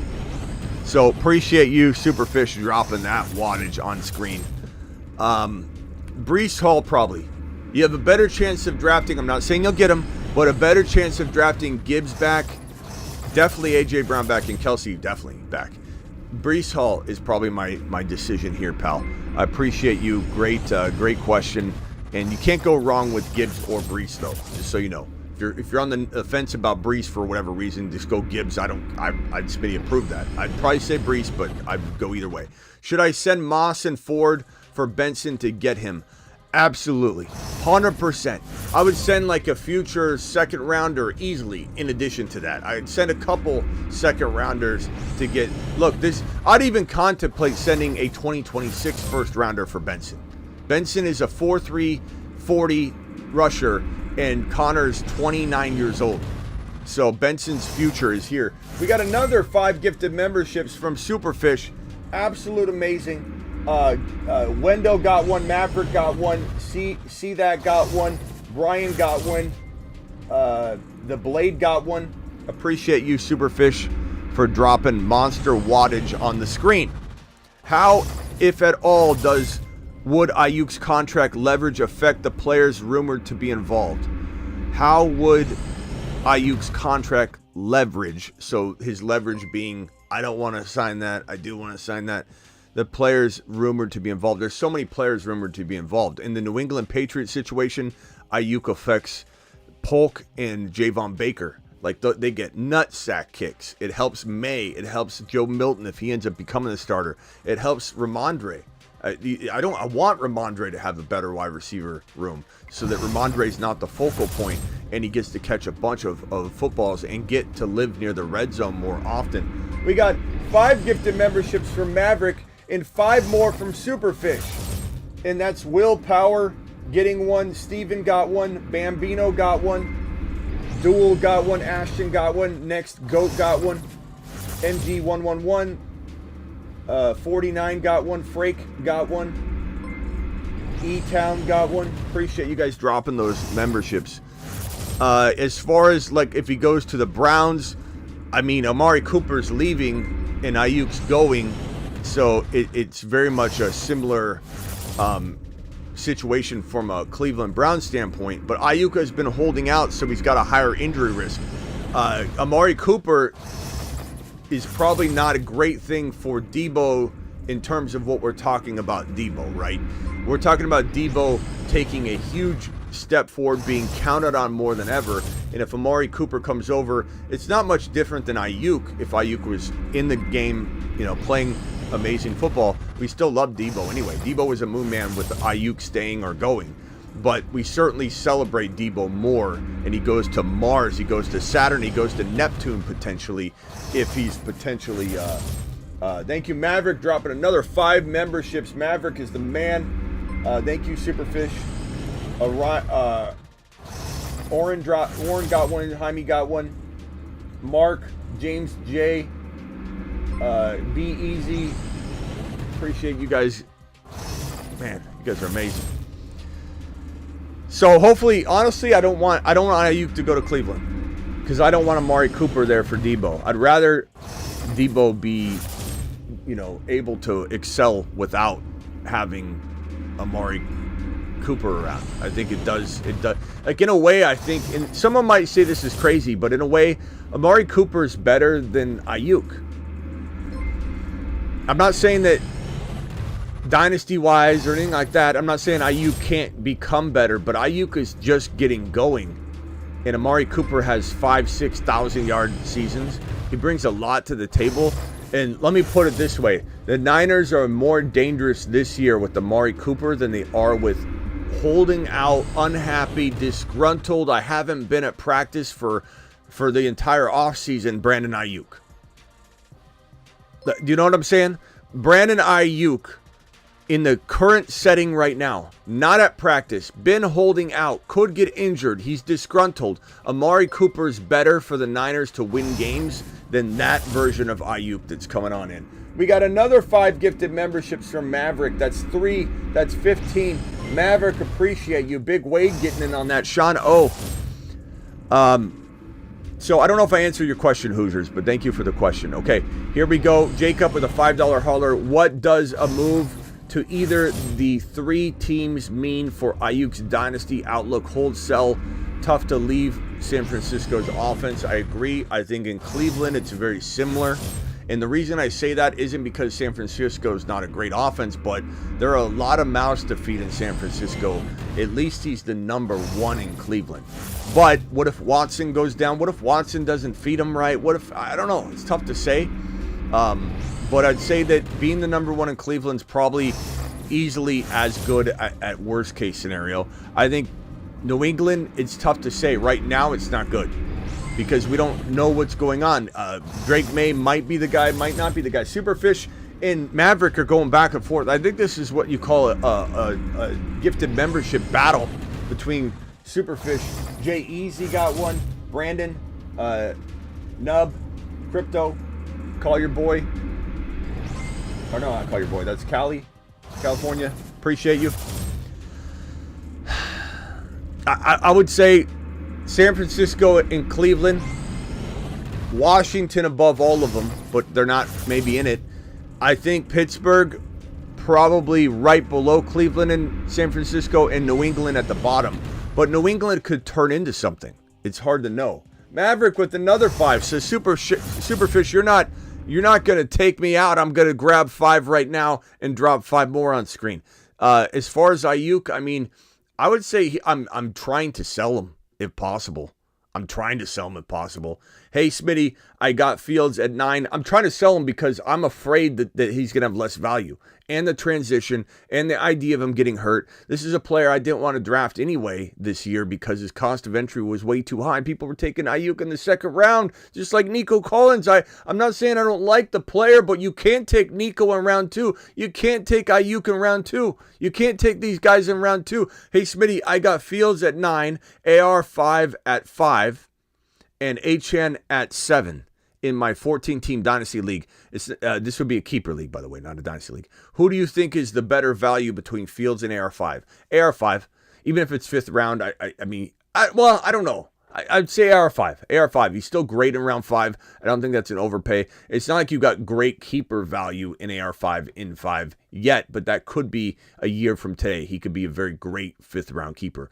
Fields is obviously good, but he's not guaranteed anything, so you can't say that that's better value. Not to mention, if you throw Fields back, Brock, you're going to get Fields in round 9 or beyond by redrafting. He doesn't have round 9 value right now, so it would be reckless to throw Fields into the keeper spot or whatever and maybe you already have him there, and that's fine. But round 9 is not a good territory to keep him. You'll draft him past round 9. People don't know he's starting. They don't think he's starting. No one's overpaying for Fields right now, my guy. So you're overthinking this because of the expectation we have, but that's not good keeper value. You want him even later than that. What's the difference of a Moonman, Marsman, Saturn man? We just went over that, so replay it. I can't go over that all over again, but essentially it's the Saturn man are the more guaranteed bigger names, but they're still better values, to be honest.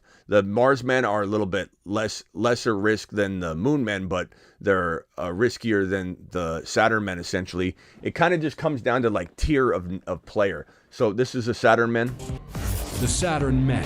One small step for man, one giant leap for Saturn. All these players have tremendous value already, but they're still steals. They're still absolute steals, just complete steals. B-Dog becoming a member. Superfish. Terry Roberts dropping 5 memberships. Terry Roberts, Maverick, and Superfish dropping WOD. Superfish dropping 5 more. You guys are absolute legends today. Phone lines are open. Dial into the show. Call into the show. Call into the show.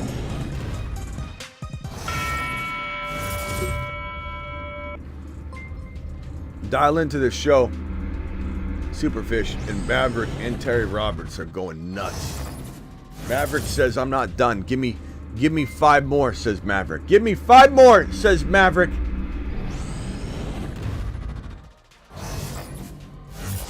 Maverick, appreciate you. Travis Rowe, you're live. Wild West shootout with the membership. This is, I mean, Superfish, Maverick, and Terry Roberts are back to back with the 6 shooters, and they're just taking 10 steps forward and just unloading. Let me put this caller on hold real quick, Travis, and then I'll let you talk. 980 caller, 980 caller. What is your name and where are you calling from? My name's Tim from Charlotte. Okay, Tim.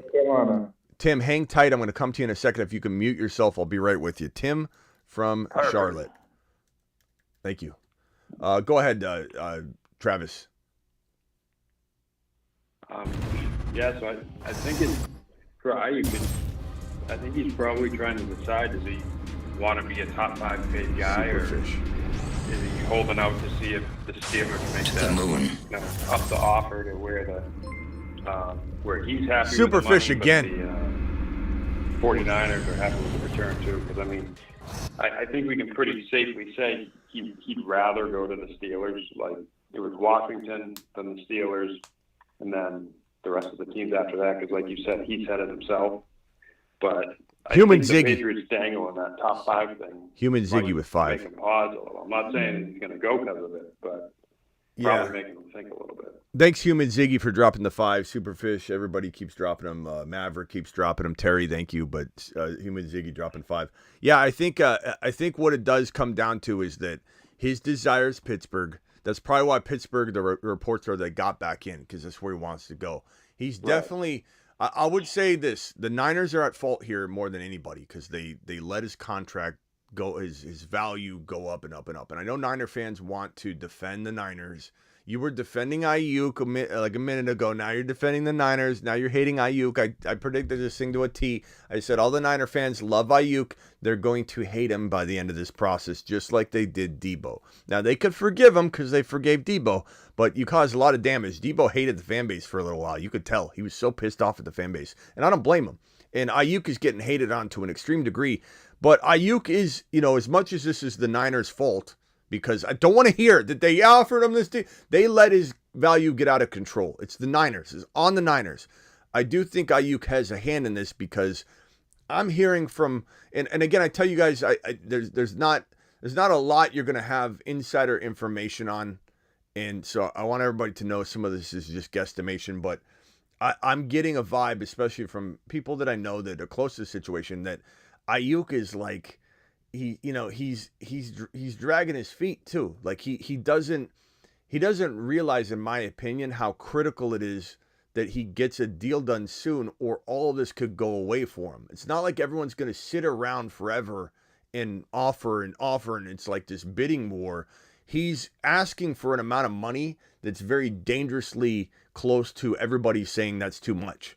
And he's got some suitors here. And if he's trying badly to go to Pittsburgh or Washington and they're not offering the contract or the capital to get it done, and he's waiting around, he's going to be very disappointed. He's got 2 or 3 teams that are vying for him, and it doesn't seem like he's jumping to it.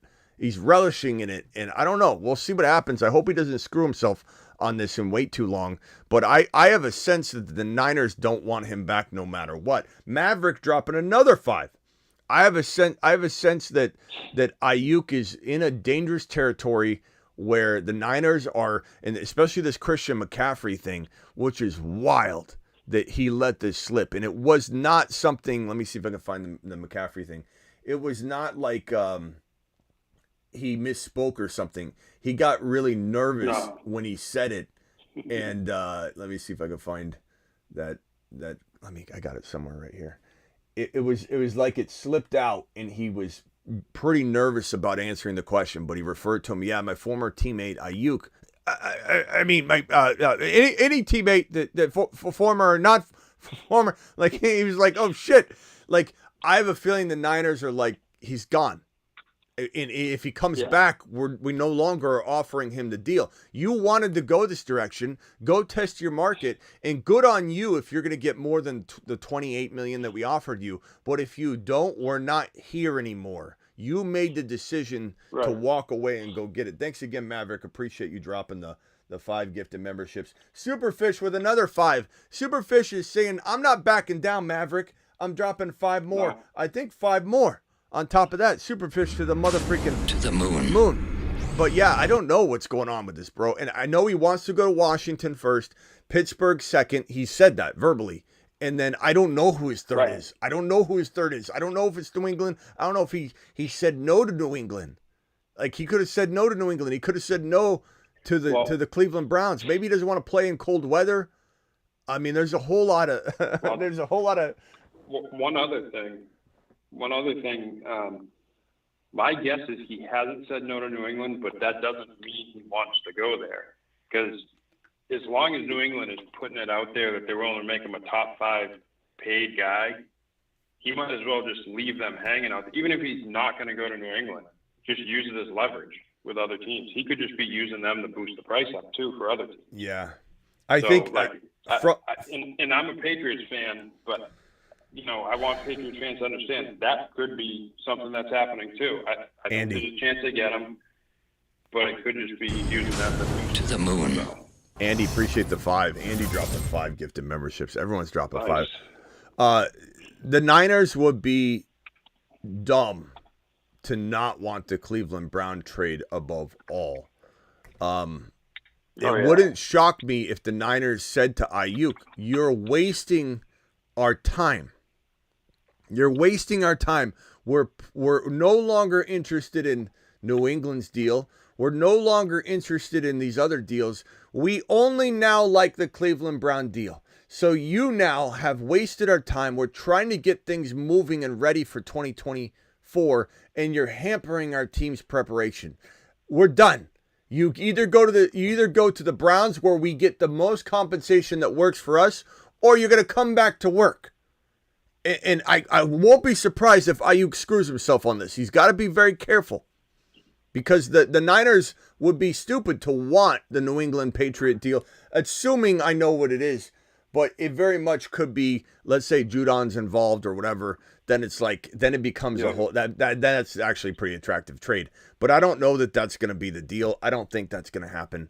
But if it was to happen, then yeah, maybe I would take that back and say that the Patriot deal is good. But if it's what's been rumored has not been that. What's been rumored, and so this is not my take, what's been rumored is Kendrick Bourne and picks, probably better picks than the Amari Cooper trade, because the Amari Cooper value is so much higher than Kendrick Bourne. The draft capital is going to be very different, but it's certainly going to be something where what's that noise? I think that's you, Travis. Something's I dropped. Okay. I dropped something. I don't know. It's it's right. So Kendrick Bourne and picks is, even if the picks help the team in the future, nowhere near as valuable as Amari Cooper and a lesser amount of picks. I don't know, man. We'll see what happens. I will say this, and Superfish with another 5. Thank you. Superfish with a 10 and a 5. Appreciate you. I think the Niners are scary with Amari Cooper. Yeah. And they're not as scary. I love it for Deebo if they don't have Amari Cooper, but they're not as scary of a team if they have neither a mentally prepared and physically prepared Aiyuk, which I don't think they'll have. Even if Aiyuk stays, I don't think they have that. So it's Amari Cooper, and you have a much better shot at a championship this year, or it's nothing.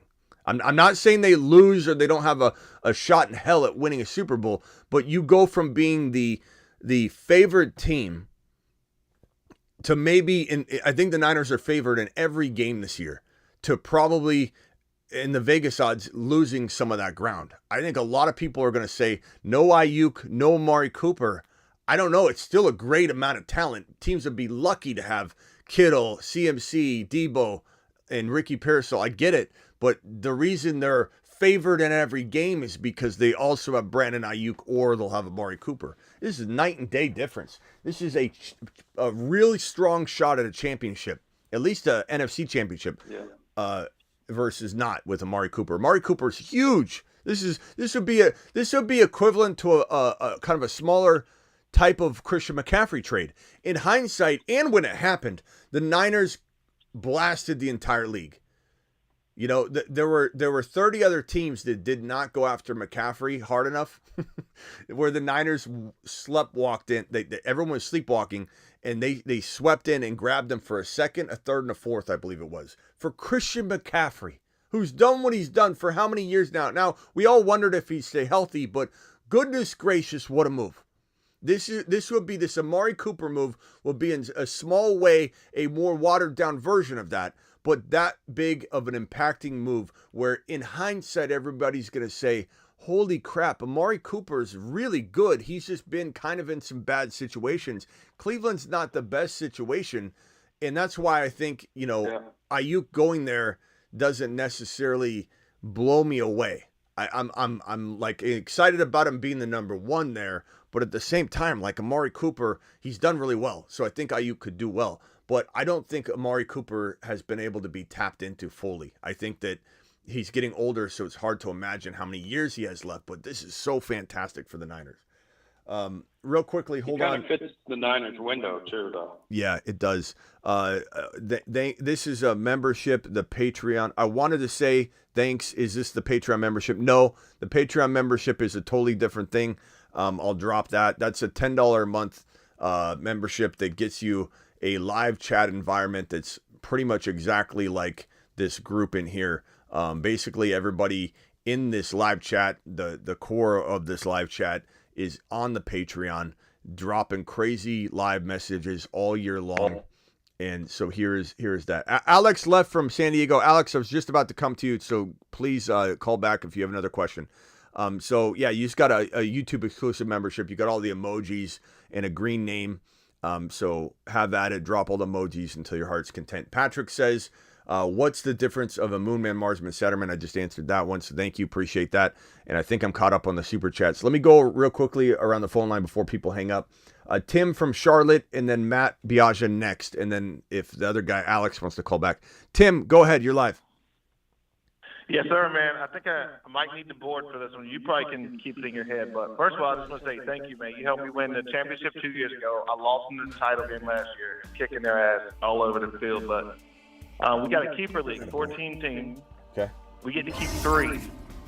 And so a lot of the good players are gone. I have 5 I would love your advice on. So my first is CMC, and most of the first round is already kept. I mean, there's a few left, but not many. Are there keeper there keeper rounds attached to these guys? There are. So you lose the rounds you picked him in plus 1 round. Okay, well I need that information. So CMC. That's right. And I would lose my first. And I have London. I would lose my third. Okay. I have AR5. I would lose my 9th. Laporta, I lose my 11th, and Tank Dell, I lose my 14th.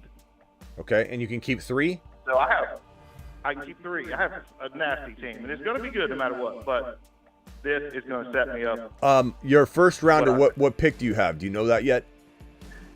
Not yet, but I do know it won't be the number 1 because the guy who lost, he got to pick his draft position. He picked number 1. And Lamb is taken, and Hill is gone. Those guys I know are being kept already. It's tough to say because, like, Christian McCaffrey with 2 of these guys is amazing, but your first rounder, if that's going to be like Kyron, for example, then keeping CMC is not advisable because you can draft Kyron and then get this additional player. So I'm going to say as long as you're getting a Kyron, an HN, a Jamar Chase, a St. Brown, somebody of that caliber, then I'm going to say keep that, throw CMC back. It's just not worth it because you're now talking about Kyron and AR5 or Kyron in London or Kyron whatever. Same thing kind of with I would say, well, first of all, let's just lock in Dell and Laporta because those values are amazing. I think you could probably London in 3 is good, but it's not like unreal. You know, it's 1 round earlier.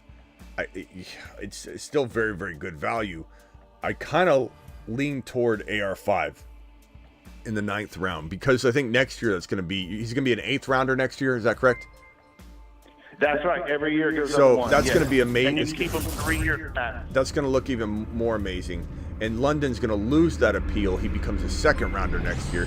So it's the easy call for me. These 3 guys, considering your rules, and then you're going to draft a Kyron or something. So to start your draft off with Kyron, you'll still have your 2nd round pick. You'll still have your 3rd or your 4th, your 5th, your 6th, or 7th, or 8th. And then you got AR5, Laporta, and Dell. That's a great start. It's the only way to go. That is a good, and thank you. I'm thinking similar. I do know Kyron will be kept because he's going to be a 14th round pick. He was like a late. So I know Brees Hall's gone, Bijan's gone, A-Chan's been kept. There's been our league stacks running backs, and I'm guilty of it too. But I can win without CMC. I like your logic there. I appreciate your help, man. Yeah, it's not about winning without CMC as much as it is you're replacing. First of all, we're worried about CMC. This whole show's about that. Yeah. But you get Kyron or Achan or Chase or like someone of that level. You'll get somebody like that, right? That is just.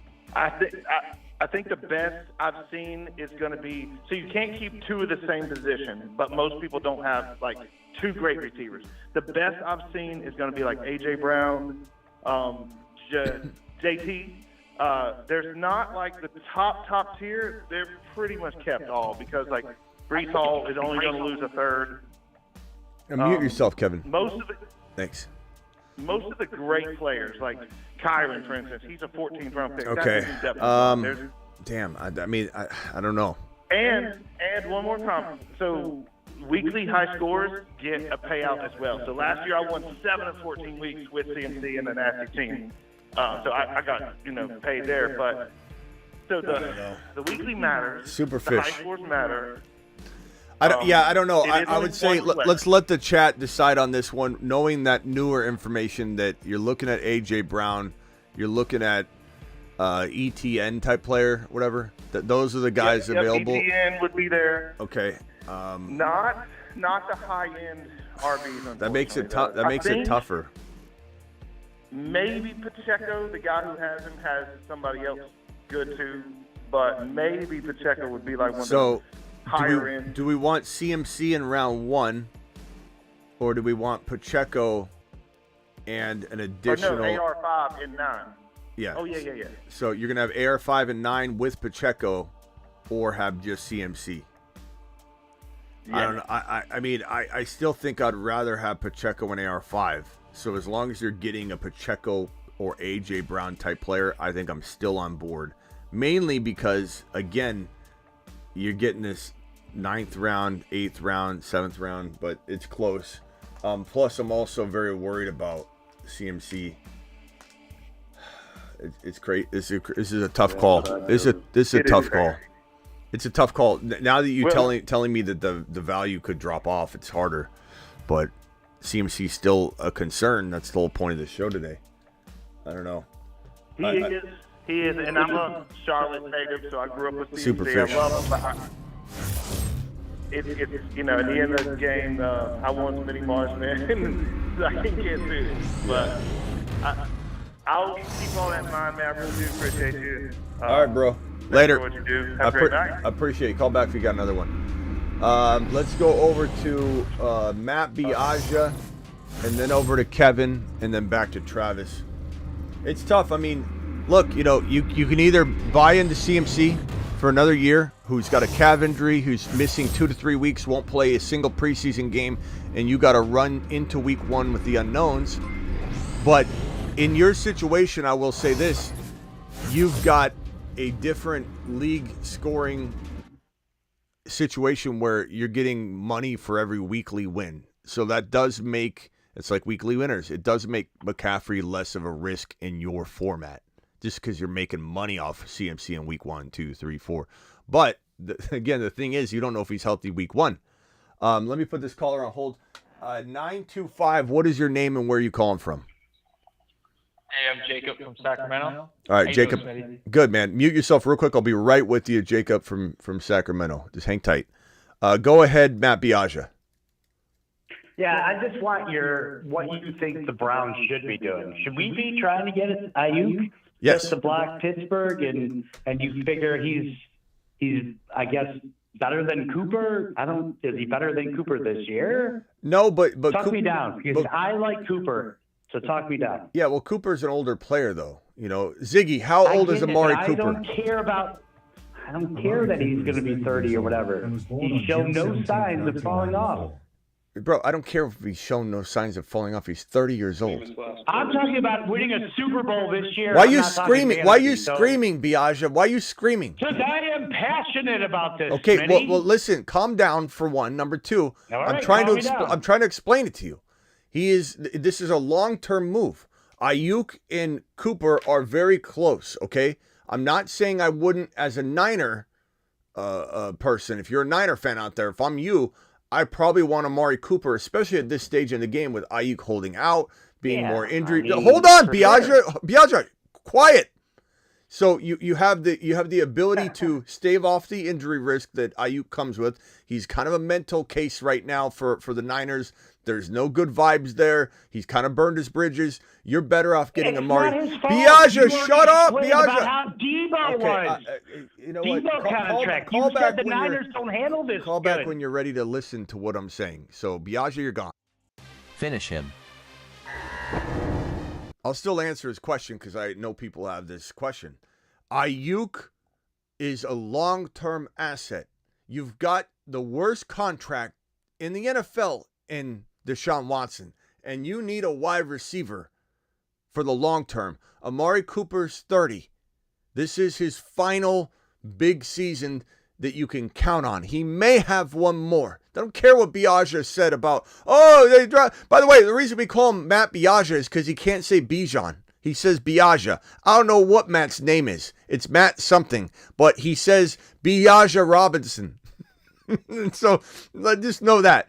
So the reason that Matt Biaggia thinks that Aiyuk is not a better long-term asset is probably related or correlated to that.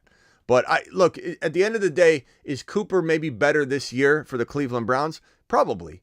But long-term, it's a long-term move. They're trying to replace Cooper, who they didn't want to sign an extension to, right? So they're potentially wanting to get rid of this situation for the long term. They don't think he's going to stay healthy. They don't want to lock down Cooper long term. So they're able to replicate and replace him with a very comparable player that a lot of people say is better than Amari Cooper.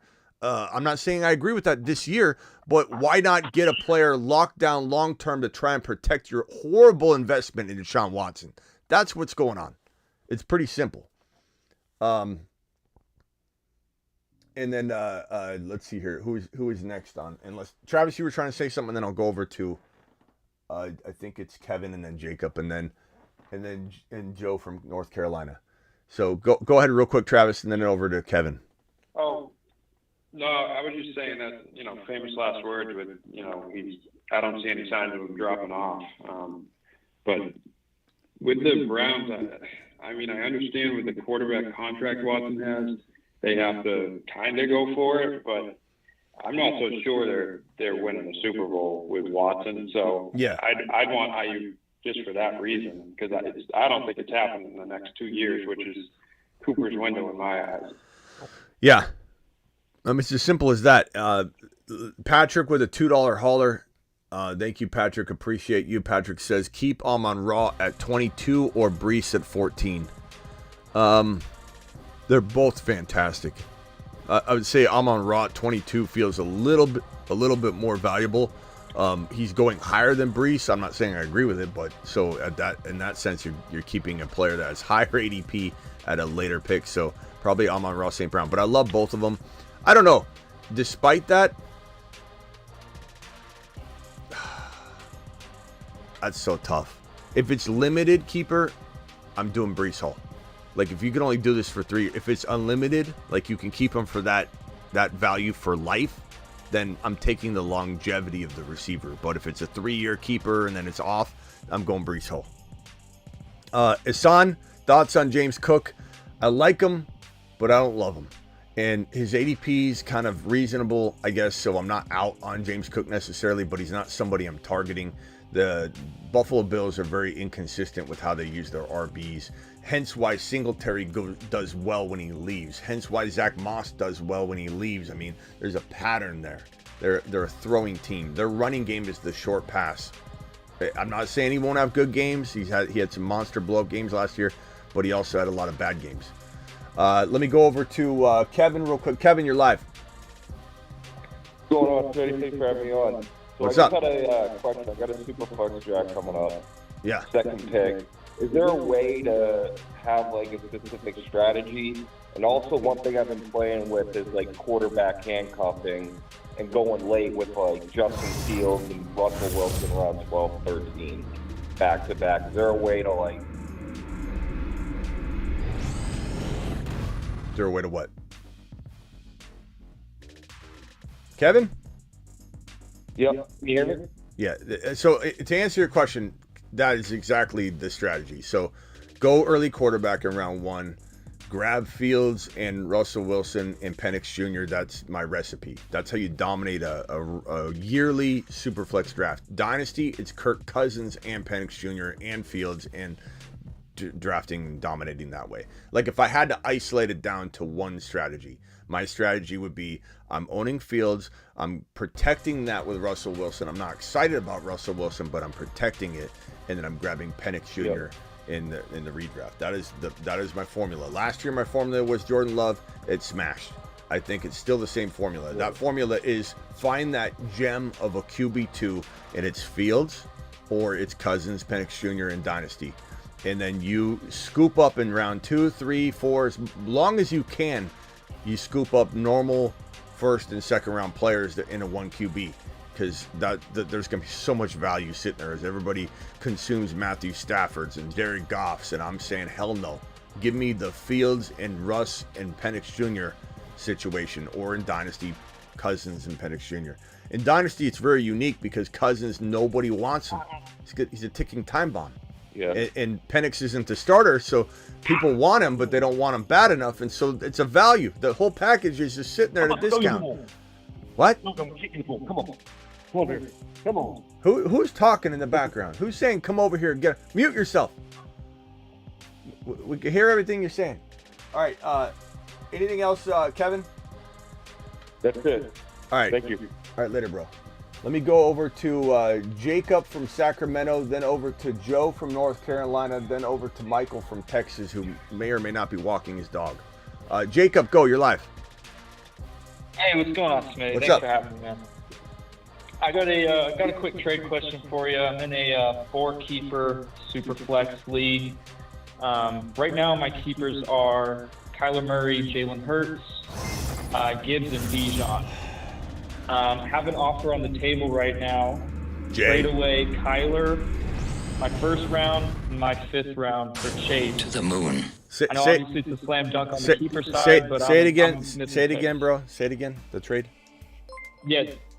Kyler, my first round pick, and my 5th round pick for Jamar Chase.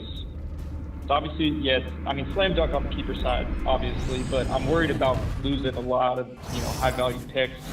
So how many people are you keeping? I'm keeping 4.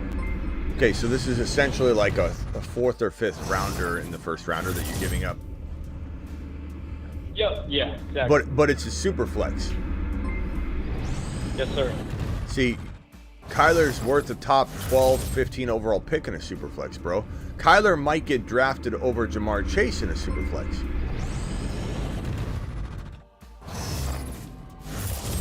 So yeah, no, I hear you. I'm gonna say hell no. I mean, the main thing I was worried about, honestly, was the losing the picks. But well, you not only are you losing the picks, you're losing your first rounder capability of getting a QB, but you're also losing a quarterback. Who do you have kept? You'd have Chase, and who else would you have? Do you have like Mahomes or something? Jalen Hurts. Okay. I'd have Jalen Hurts. All right, and then my other two keepers are Gibbs and Bijan. Oh, jeez. I know. I want to pair. I mean, Gibbs, Bijan, and Chase. I mean, that's a hell of a pairing, especially with Hurts. Damn it. You know, I'm tempted to like go against logic here and just say, can you get Fields? Can you get Cousins and Penix Jr. like I'm saying? And then it's so like, yeah. Right. But yeah, I mean, I'll have 2 6th-round picks. I mean, maybe by the 6th I can get one of those, Justin Fields QBs. But that's a great team. Yeah, I mean, it's hard to turn down. Those are between Hurts and Gibbs and Bijan and Chase. Just give the number one at every position. Give me a sense of who this first rounder is going to be. Give me a couple names. Yeah, I've been doing mock drafts on Sleeper all day. Let me go over. It's a 105. I'm looking at maybe Ziggy, Trey McBride, Pacheco, Aiyuk, Achan, Mike Evans. Yeah. Yeah, if it's Achan, I'm going to say hell no. If it's Pacheco, I'm going to say, as much as I want you to get Chase added to this, let's keep in mind that Bijan, Hurts, and Gibbs aren't going anywhere. It's just because you have such a nice like quad here doesn't change anything. These guys are here. At the end of the day, to have Achan, let's just say, or Pacheco, and now you have Kyler as your second quarterback, and then this 5th rounder, I mean, it could still be something like Keon Coleman or something. This is still a really good team. I like Jamar Chase, bro, but having Hurts and Kyler and having these 3 RBs is insane. And I'm not even worried about the receivers. What? No, I know. It's an embarrassment of riches for sure. No tight end premium. Okay. I just heard you say McBride as the 105, so I wasn't sure. Well, 105 being that there's 5 keepers, so or 4 keepers, so this is a 5th round. Okay. Yeah. I got you. Human Ziggy dropping 5 gifted memberships. Thank you, Human Ziggy. Superfish kept dropping them. I don't even know how long Superfish was dropping them. Maverick, all you guys dropping them, but Human Ziggy just dropping 5. And I got a couple of super chats, and then we got a super sticker from Jay Smart dropping a super sticker. Appreciate you, Jay Smart, with a 10 wad. What a monster. Yeah, bro, my final answer is going to be, if this is Achan, Pacheco, I especially if it's Achan, Kyler, Achan, and that 5th rounder crush Jamar Chase. And remember, Jamar Chase is holding out. D-Town with 5 gifted memberships. Yeah. Jamar Chase is holding out, man. I don't know if he's going to be a panic chamber tonight, tomorrow. I mean, CeeDee Lamb and Jamar Chase have injury risk. CT getting a membership. All right, appreciate you, bro. Call back. Thanks, man. Call back if you got another one. All right, I will. Joe from North Carolina, then Michael from Texas. Joe, go ahead. You're live. All right, so I got a predicament. I'm kind of in like a little bit of fancy crisis. So I'm in a redraft league, 10-man, full PPR. I got the 4th overall pick. I'm almost positive the 3 picks ahead of me is going to go CMC, CD, and Tyreek. So now I'm at the 4, and I'm trying to think. Do I go? I love Brees and Bijan. I've been a Bijan lover from like day one. But then Algier is supposed to have another big role this year. Whoa! What'd you just say? What did you just say about Bijan? I said Algier is supposed to have another big role this year. He's supposed to have a big. Why do people think this? Why do people look? How many times did you have to be told all offseason that the team's gonna run everything through Bijan? Run the hell out of Bijan. We gotta feed the man. We don't know how many carries he's gonna have. Everything's going through Bijan. We just got to get Bijan the football. One report comes out where they say, yeah, bro, Algier's gonna have a big role. Of course, he's a very vital part of this offense. He'll keep Bijan healthy. What makes you take one report off off of this comment that was probably made in order of questioning rationale. Like somebody just said, "Hey, what do you think about Tyler Algier?" And they're like, "Well, yeah, he's got a big role. He's a good guy." Like coaches are trying to motivate their players. You literally got influenced, bro. You just got influenced by one answer when all offseason you heard 15 different times, "We're feeding him. We're feeding him. He's an absolute monster. He's the best running back in the league. He's getting a Christian McCaffrey role this year. We're feeding him like Christian McCaffrey." Yet the last thing you heard influences you. So are you saying the pick is Bijan? That's 4? Bijan's my number 1 overall player. Okay. But look, I'm not mad. I'm not mad at you, bro. I'm just passionately. Michael just hung up. Michael, I wasn't gonna yell at you. Call back in.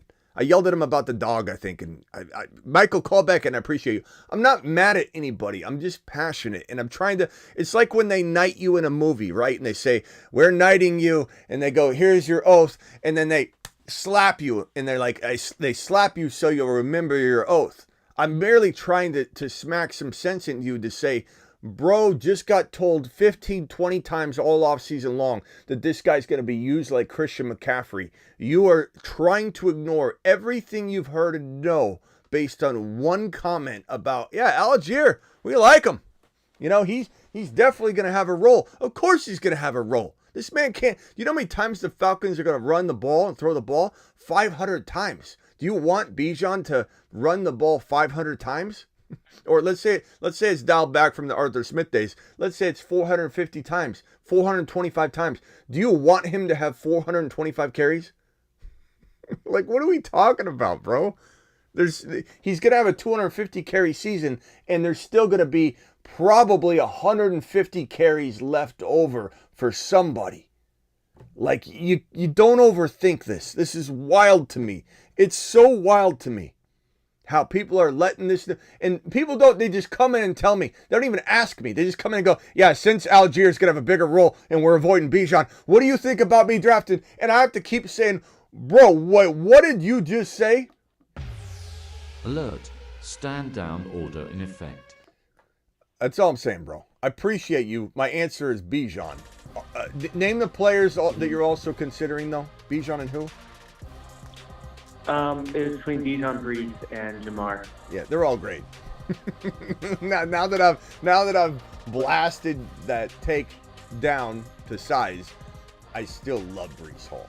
I still love Jahmyr Gibbs. But the wild thing is, bro, is that Brees Hall got zero practically goal line work last year, and they brought in Braylon Allen, who's a goal line monster specialist. And you're not scared of that. You're scared of Tyler Algier. And then also, Jahmyr Gibbs has Monty, who's probably going to have 10 touchdowns on the ground and, let's say, 900 yards. That doesn't worry you. I said Jamar. Oh, I said Jamar Chase. I said Jahmyr. Jamar Chase is not playing football right now. That doesn't scare you. That's true. But Tyler Algier, look, Arthur Smith, I don't blame you, Smith. Arthur Smith, look, PTSD, bro. I can tell. And I understand. Like, I'm here for you. Want a hug? Let's do a virtual hug, bro. PTSD, come in. PTSD from Arthur Smith. I get it. I understand it. And again, I'm not mad at you, bro. I wasn't yelling at you. I'm yelling at the position. I'm yelling at how many times people have DM'd me going, "Guess we're avoiding Bijan," and I have to waste my time, my precious time throughout the day. We're saving lives on this channel. Every video I make, every comment we make, we're saving lives, and I've got to spend my precious time answering Tyler Algier questions.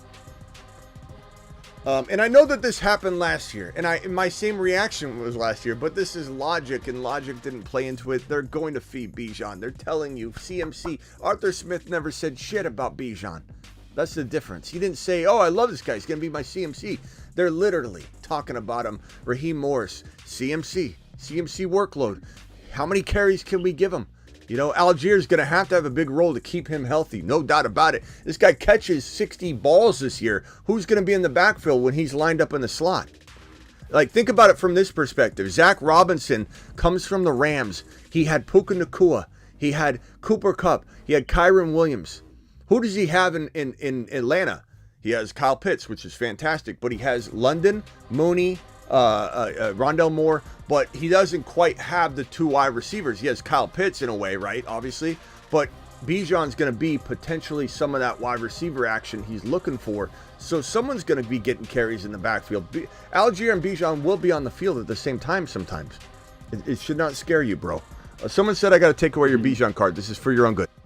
Your Bijan card has been revoked. No. I'm Bijan day one. Bro, you called it. You called it and just said it. Well, now that Tyler Allgeier's getting a heavy workload, who do I take instead of Bijan? I was putting Bijan on my fantasy group chat since day one. Your Bijan card has been revoked. We'll think about giving it back to you. We'll think about giving it back to you. Okay. All right. Prove yourself. Prove yourself. Okay. We'll revisit this. One more question about yeah. Go ahead, real quick. So, if I take Bijan at 4, which I'm guessing I'm going to now, to get my Bijan card back. Who do I take in the second round? Because originally I was looking to pair like a Travis Etienne with like an elite receiver. But now that I have a running back, do I just go double hero RB, or do I try and like I don't know. The problem is I'm drafting on ESPN and the ADPs are such that there's like no great receivers that are falling to me in the second round. ESPN grandma leagues, which almost every ESPN draft and Yahoo draft is a grandma league, and I don't say that in a way to try and make fun of somebody's league. I have grandma leagues too. I'm in the last round of a grandma league, and I love it. Like everybody needs a grandma league, but ESPN, the ADPs are going to be as such that if you go with your double RB, you do the tripod. For example, so let's say you take Bijan at 4, you take Kyren Williams at 2 because it's non-best ball and Kyren needs to go in 2, or Achane. Those are my choices. Barkley. Then you're easily, even if you decide to go Mahomes or Hurts or whatever in 3, you're doing the tripod. You're easily getting a Tank Dell. You might even get Deebo. I got Deebo in this type of format. I got Deebo in round number 3. I took AR5 after that. But you can easily get a Deebo or a Dell in a grandma ESPN league. You're talking about potentially Dell and DK. Like you're not going to be starving at wide receiver. And to be honest with you, the wide receivers in 2, unless it's MHJ, which I'm okay with that too. I'd still take Kyren over MHJ, but MHJ, maybe you do get Achane here, maybe you don't. You can still get Etienne here, Jacobs, but I'm not scared to punt wide receiver in an ESPN draft until freaking 4 and 5. I'm not scared at all. Not to mention you can get Watson later, Xavier Worthy in a grandma league in round 6 or 7. You get Keon Coleman in 6 or 7. Even if you only had Dell, let's say you had Mahomes, Worthy, Coleman, Dell. I'm still fine with that. I love drafting that way. You know, if I can stack even further, like get McBride in there and have literally Dell and McBride, and then I'm going Coleman, Worthy, Watson, Jaden Reed. I've got the Green Bay wide receiver room. Someone's going to be a top 12 wide receiver in that Green Bay wide receiver room. Because no one knows who it is, everyone's falling to the 5th, 6th, 7th rounds. So there's so many ways to dominate at wide receiver. Do not let anybody influence you with Algier, or you have to go heavy wide receiver. That's not this channel. We take Bijan cards away for that kind of thinking. All right, bro. Appreciate you, Joe. Joe, we'll see you later. Call in anytime. Thank you. Yeah, earn that card back, bro. I believe in you. All right, rock out. You're live. Rock out. You're live. Rock out. Actually, rock out. Hold on one second. Let me get these out of the way real quick. Who are your top 3? This is from Hunter. Moonmen this year. My top 3 Moonmen. Let's go to the Moonmen list. That's different than the Saturn and Mars men. So you're asking me a specific question, Hunter. The Moonmen dropping. I would say outer space. Keon Coleman, Tank Dell, Space Monsters, and probably Warren right now. I love Murray too, but probably Warren. Warren's really climbing my board. Fields is kind of. I think Fields is going to be a Moonman. He's on there. It's got to be that from my Moonman list. That's probably where I'm leaning right now. Thank you, Hunter. Appreciate you. And $5 holler from Mahmood. And by the way, these gifted memberships that you guys have been cycling in on and off, I can't thank you enough. Human Ziggy, Superfish, Maverick, Terry Roberts, D-Town dropped 5 gifted memberships. D-Town, you still here? drop 5 gifted memberships. Appreciate you. We had Human Ziggy drop 5. J Smart with the $10 sticker. Appreciate you, J Smart. You're an absolute legend. All of you are legends. We got 300-400 people on the YouTube stream. We've got on X, we got 214 people on X. We're back. Football's back. The live streams are in the 300, 400, 500 YouTube viewers per show at any one moment. Congruent viewers. We're back. Football's back. I can smell it. You can smell it. The super chats are rolling in. The gifted memberships are flowing in like wine. And we're doing standing ovations left and right on the Rock out your live. Oh, no, sorry, Mahmood. Aiyuk nonsense made everyone forget about Rashee Rice playing felony bumper cars. It's true. It's true.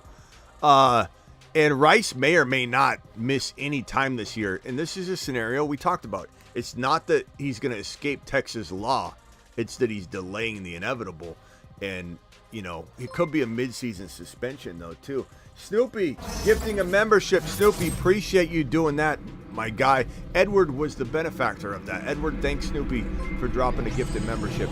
You guys are absolutely awesome. And then the final super chat of the moment, at least, is from Rezik, who says 12-team Superflex PPR, 2 keepers. I have Hurts, first rounder, Lamb, second, Dak, third, Olave, seventh, Pacheco, eighth. No draft order yet. Am I overthinking Hurts and Lamb at the 2?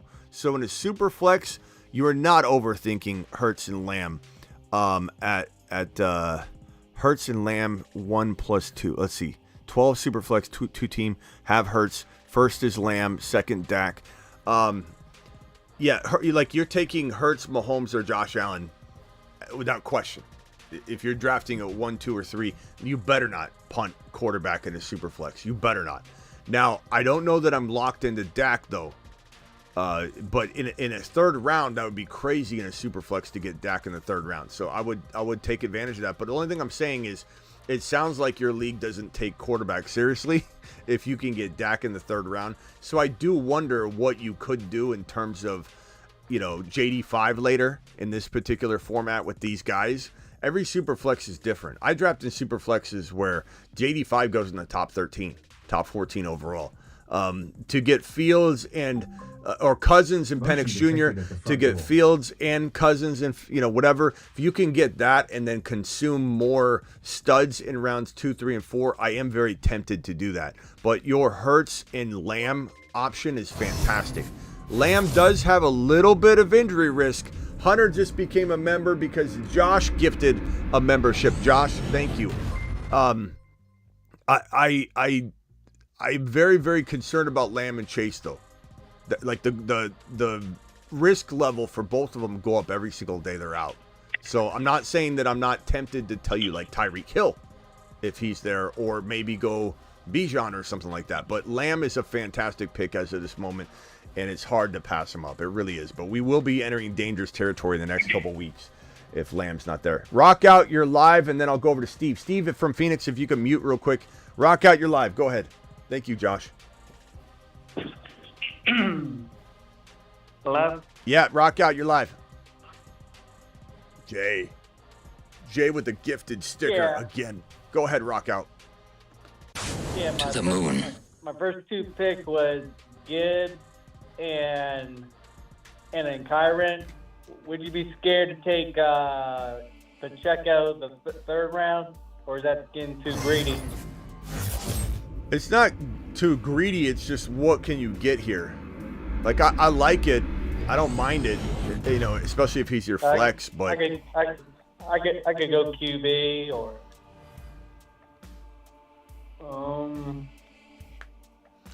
yeah. I no, mean, it'd probably make more sense. Go like DK maybe. Yeah, I don't mind that. There's probably other, like, you know, Deebo would be great here if he was available. He goes in the second in best ball. He goes in the third in non-best ball.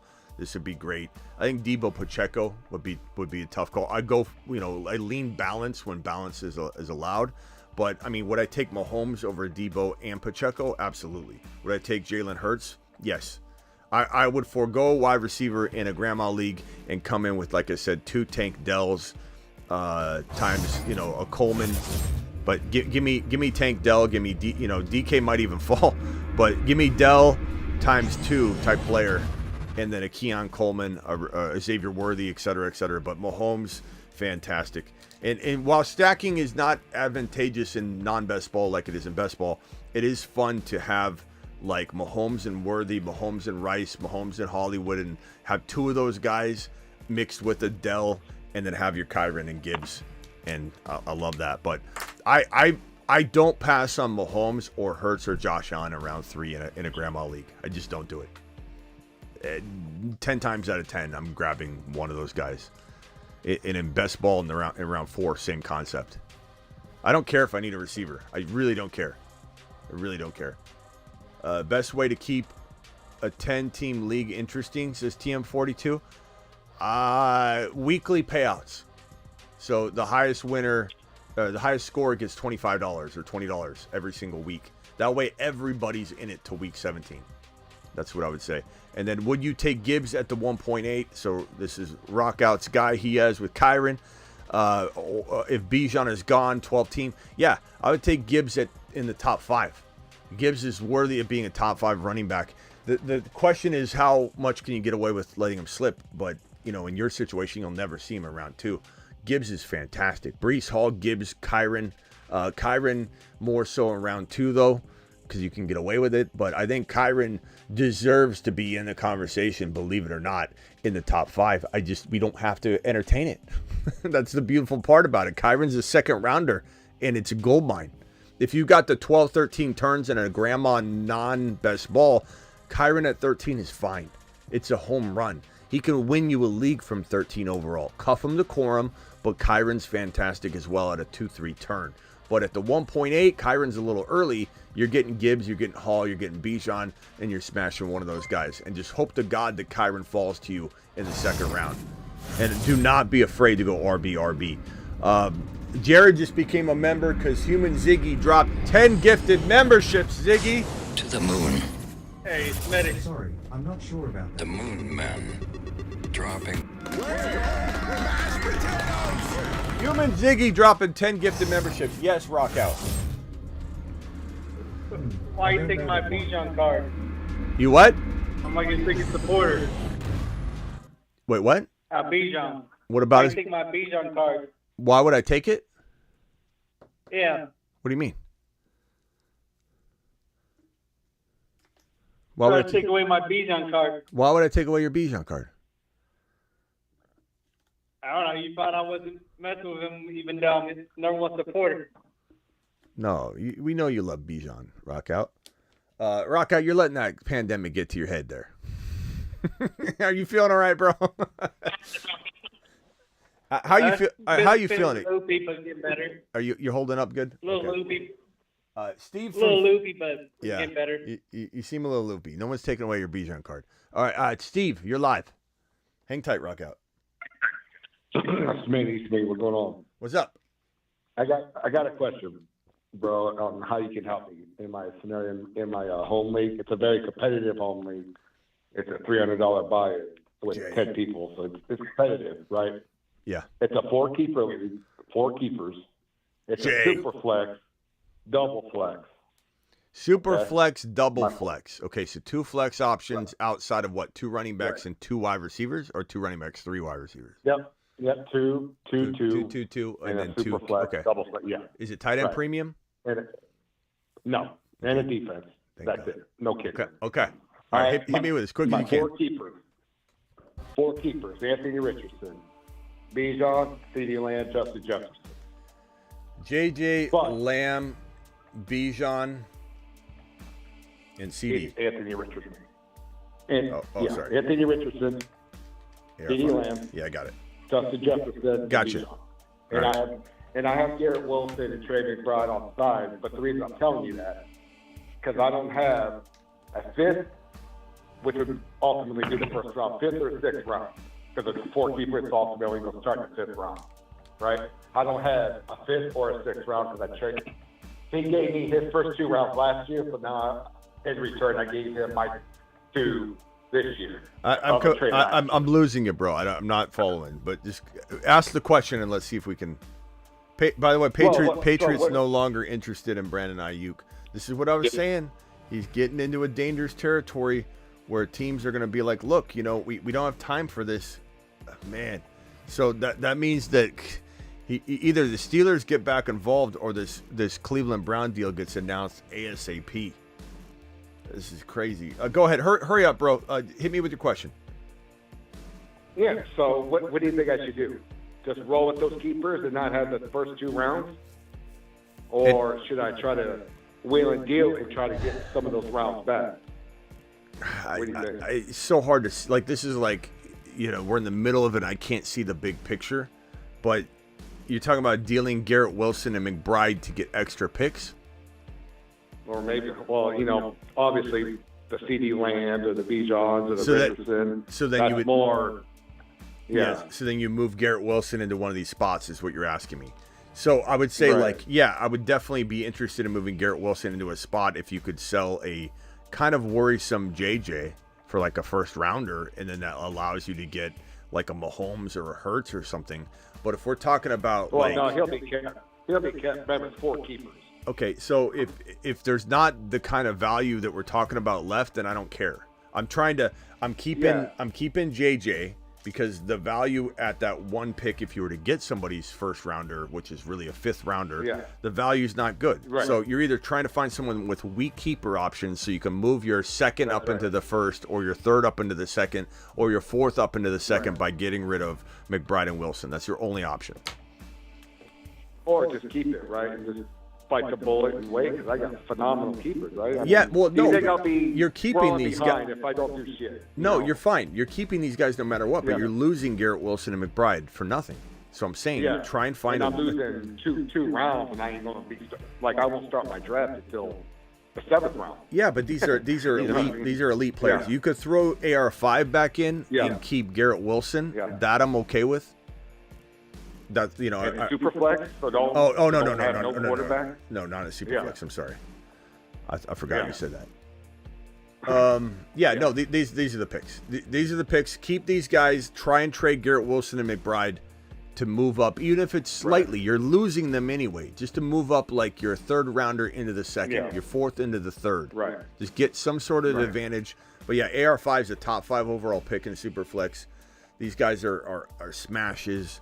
It's not premium, so McBride's not a keeper. Easy call. There's nothing to do here. Yeah, just try and get rid of those players before you lose them. All right, last one. Yeah, and quickly, I'm a Browns fan. Aiyuk to the Browns, great move. If we got rid of Cooper, I mean, for 1 year, not necessarily, because Aiyuk has been holding out. Who knows where he's at? But for long term, pay. We all know the Browns pay. Yeah, you guys pay ridiculous prices. But yeah, I don't know. I don't think it's a bad move. I think for the long term, it's pretty decent. But you guys don't have, I think, a good quarterback for the long term. But that's just me. All right. This is make it or break it. I know we keep saying it, but yeah. All right, anyway, Steve. We'll Later. see. All right, man. Okay, this is new news. We got on Aiyuk and the Patriots. The Patriots are out. This is according to wrong report there.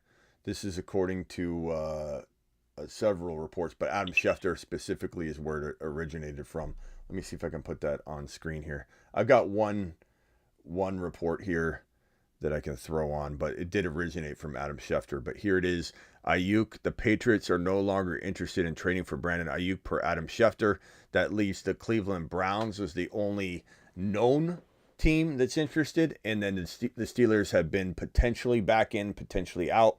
This could open the door to the Steelers and the Commanders, or even a team we haven't even talked about, like the Cardinals or something like that. I mean, anything can happen. Some say the Chargers, but I don't think the Chargers are wanting to pay Aiyuk because they didn't want to pay Keenan Allen, who just had an amazing season. They're like, trade him away for a ham sandwich. You think they're going to pay? They're not paying a one player like that. But, I mean, he might be a Cleveland Brown.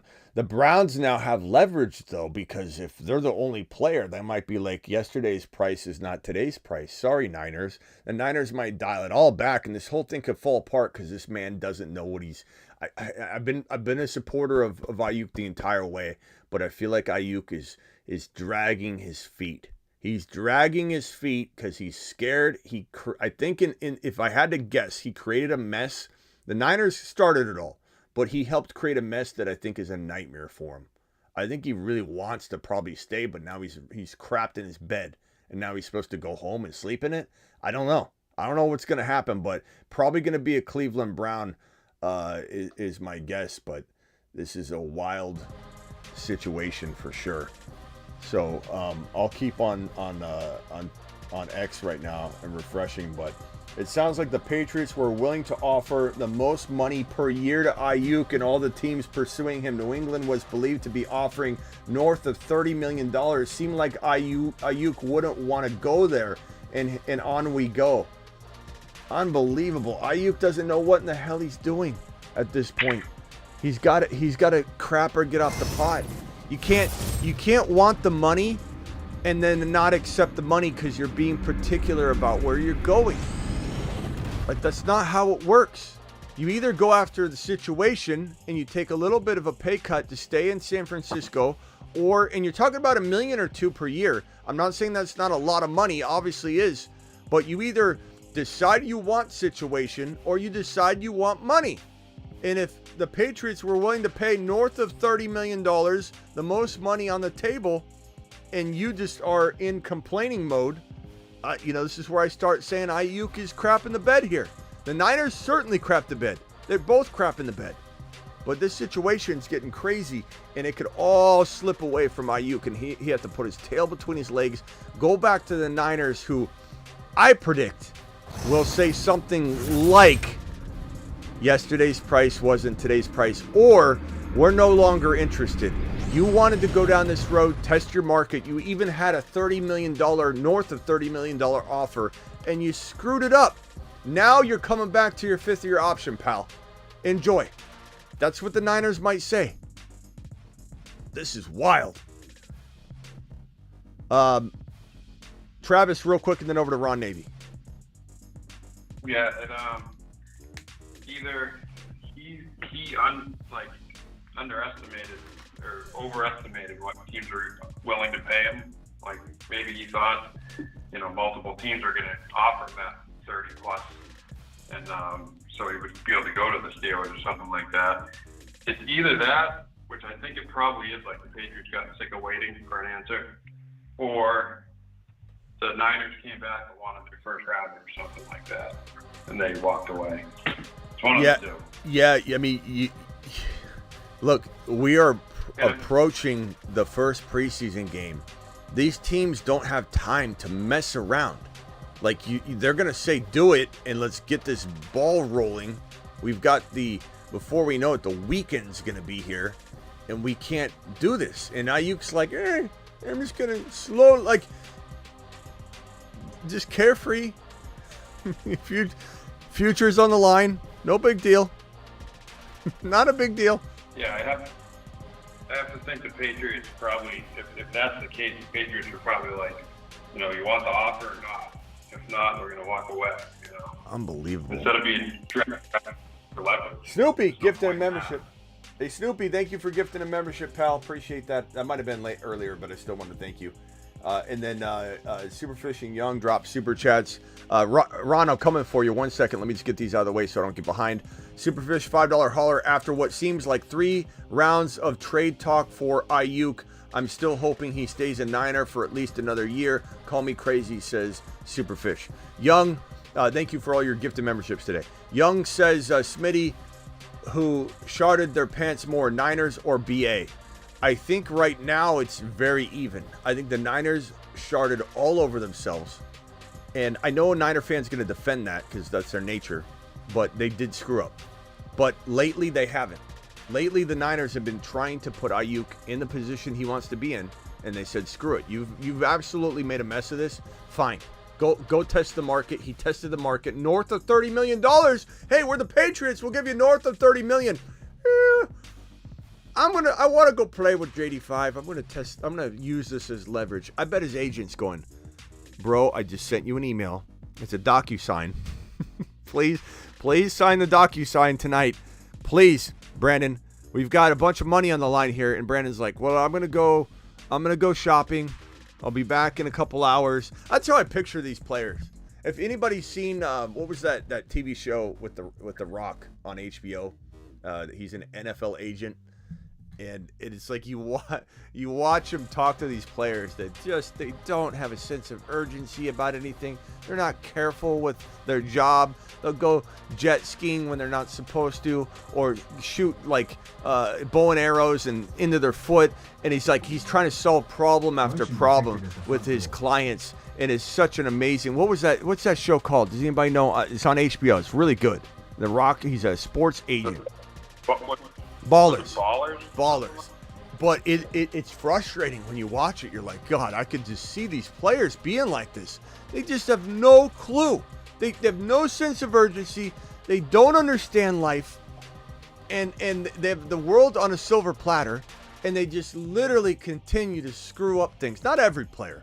But the general sense of these guys is like, it's not a big deal. It'll all work out. Aiyuk's probably sitting there going, it's all going to work out. And he's crapping the bed. Now, it's still May. This Cleveland Brown trade could happen. He gets paid $30 million, $30.5, $31 million. It might still end up happening, but it sounds like New England was the most money. And if money's what he wants, because he obviously doesn't care about situation right now, then money's what he had, and he just crapped the bed. Ron Navy, you're live.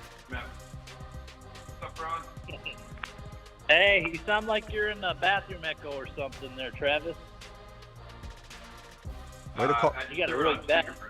Way to call him out, Ron. Oh, that's what. Way to call him out, Ron. Guy's trying to he tried to slip into the bathroom for 2 minutes as he's moderating the show. There's so much going on, and Ron calls him out and says, "You on the can, Travis?"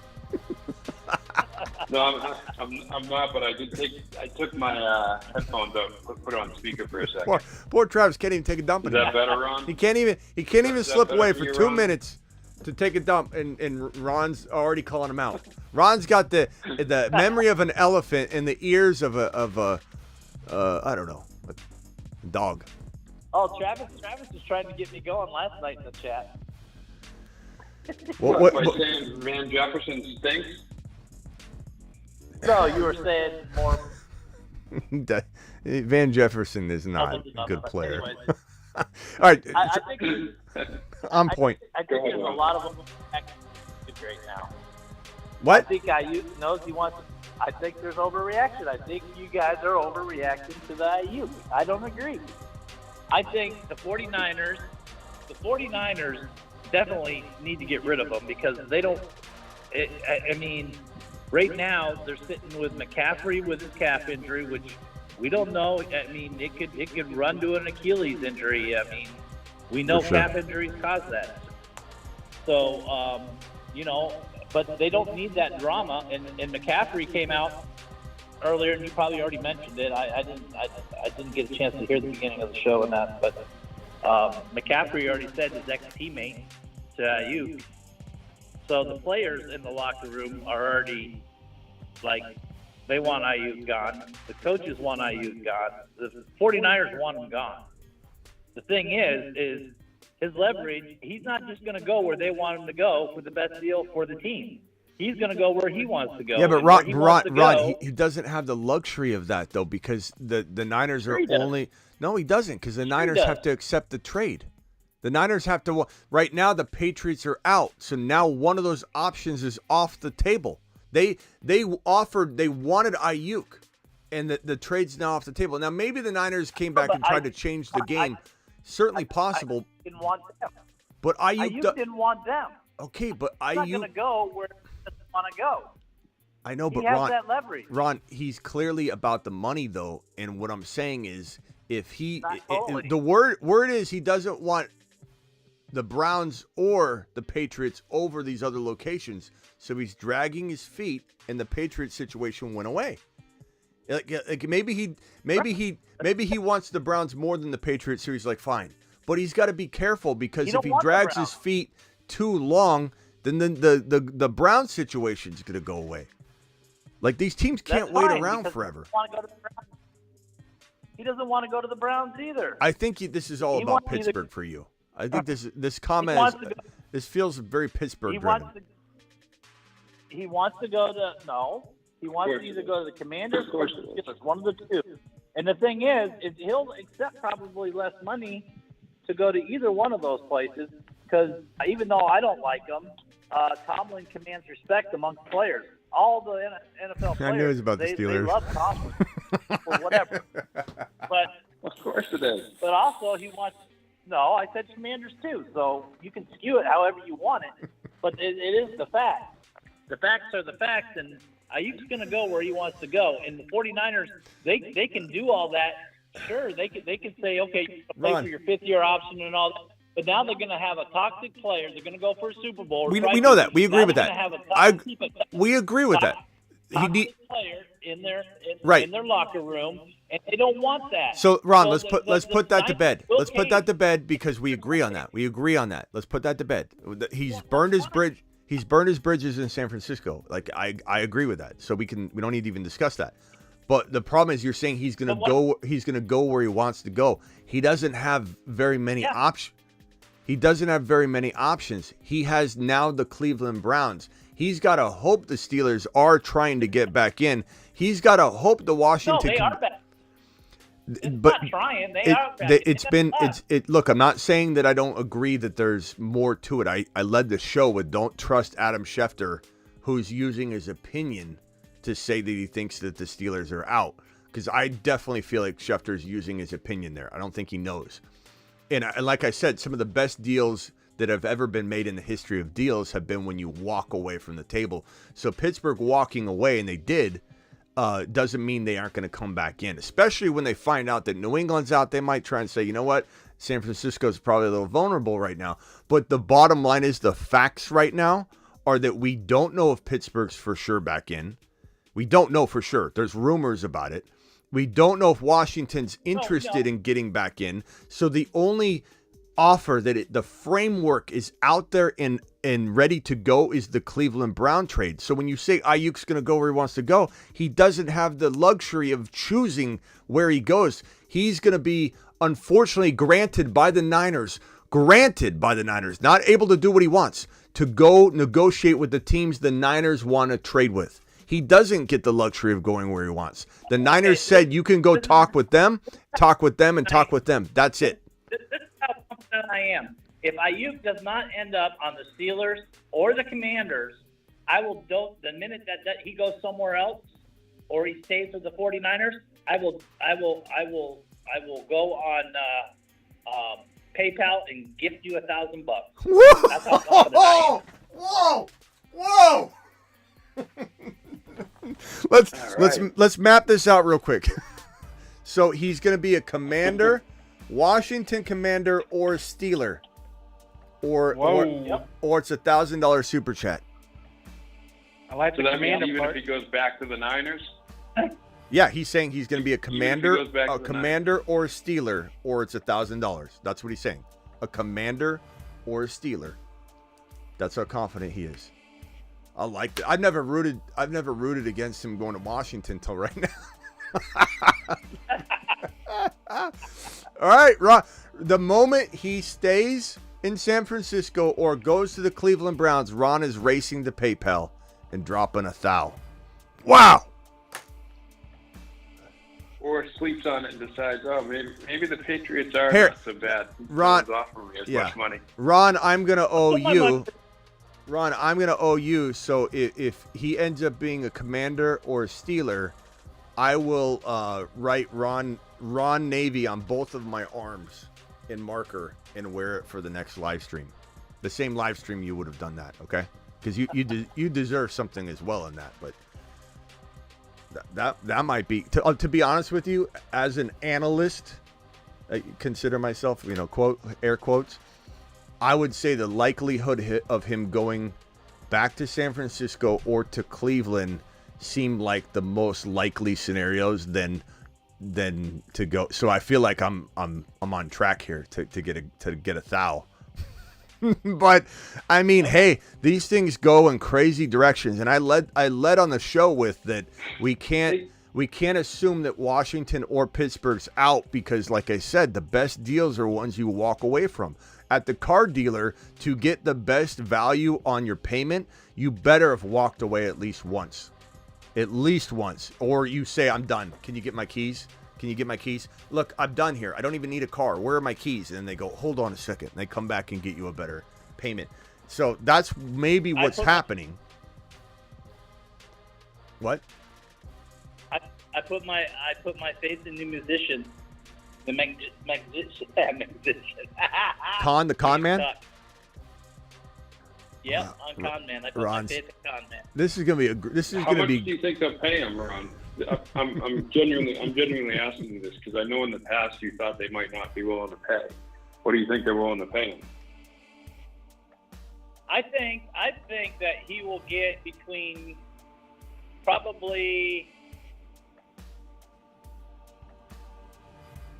He might get 30. They got the money to give him. So just so everybody knows, Ron's going to super chat $1,000. But it all depends. If they throw somebody like if they throw like Calvin Austin in there or whatever, then it'll probably be more like 28, 29. What does that have to do with his yearly salary? That's just the return for him, right? But I think Aiyuk will accept lower amount to go to a team than he wants. Then he doesn't want to stay. He doesn't want to stay there. I mean, you got CMC coming out calling him a next teammate, and it's just I get what you're saying there. Okay, so just so everybody knows, honestly, the Niners have bigger fish to cook than Aiyuk. They want to get rid of that problem. They want to concentrate on their offensive line guy. That's who they really need back. Without him, but Ronnie, here's the part that makes the Browns such an attractive play for that is they get $6 million saved that they can put toward Trent Williams if they get Amari Cooper, and Amari Cooper certainly helps the Niners win more than any other option probably. Unless you can cook up like give me a Steeler trade that makes sense. Then give me a Steeler trade. Well, like I just said, they'll probably either first try Van Jefferson or they'll go with Calvin Austin. Calvin's pretty good. I want Austin and Darnell Washington. If you offer me Van Jefferson, I'd probably feel like you just spat all over me. But yes, Calvin Austin I like a lot. I think that and some good draft capital could make sense. But I do believe that. Well, Darnell. Who? Washington. Oh, no. Is it Darnell Washington or Darrell Washington? No. I think Calvin Austin would have to be included. You talking about the tight end? Yeah. No, I don't think they get rid of him. They use him like a sixth offensive lineman. And you add Aiyuk into the mix. Aiyuk is a blocker from hell. Aiyuk can block. So Aiyuk fits with the Steelers perfectly.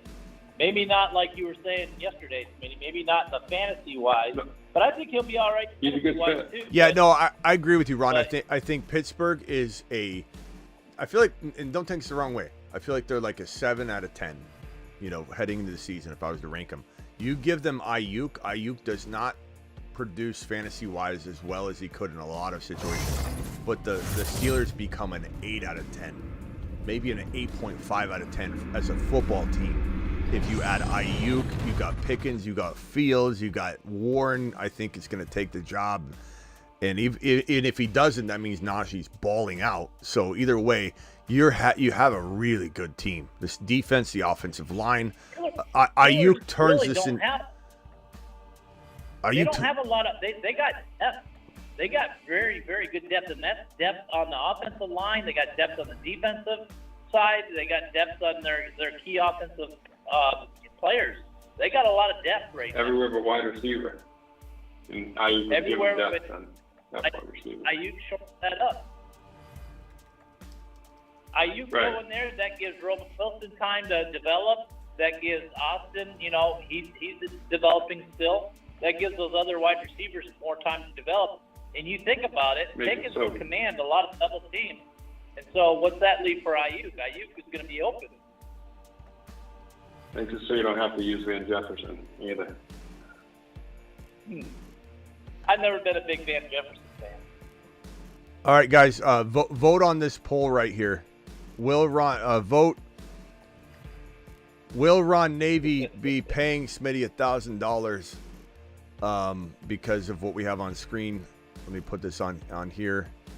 Let me see if I can put the poll on here. So vote live. The vote will absolutely update as we go. So here's the poll. The poll I dropped in the live chat. So far we have 5 votes yes, 0 no.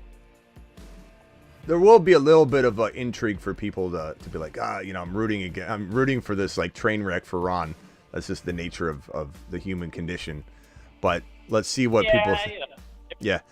You. Everybody wants you to get $1,000. It's not a big. Ron still loves to support the channel, so like it's not like he's.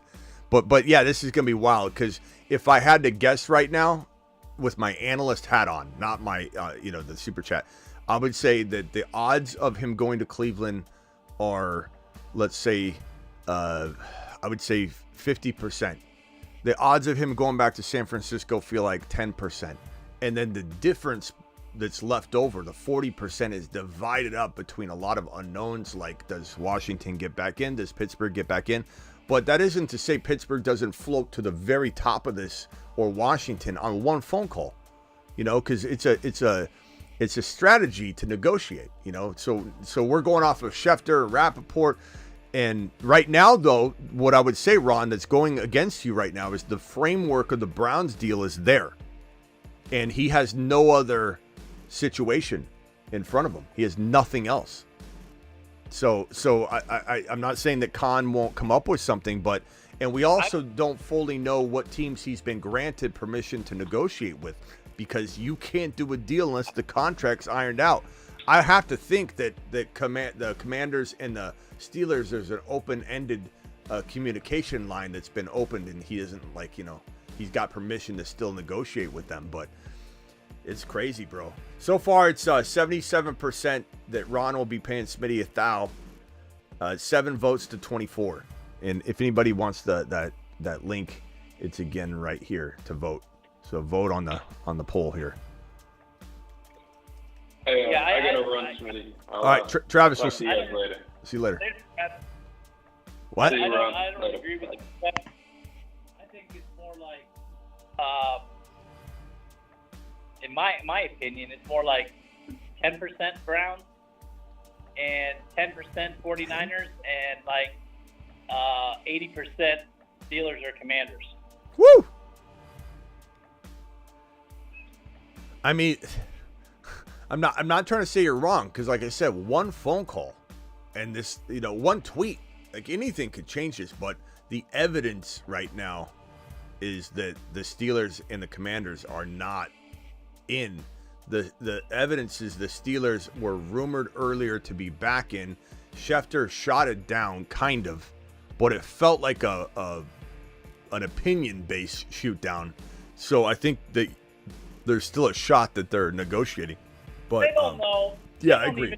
I mean, even a person, I'm not going to mention any names, but even a person that a journalist close to the San Francisco 49ers came out and said that even Scheffler's probably blowing smoke. Everybody's blowing smoke about this thing, and he thinks the odds are that he goes to the Steelers. He is a unicorn. Coming out of the 49ers, he thinks the 49ers just want to wash their hands with Aiyuk. And exactly to the point that you said many times before, is Shanahan is so full of himself that he's sitting there saying, I don't even need a player. I can do with what I got. So I don't need Aiyuk. Let's talk about, I don't need a wide receiver.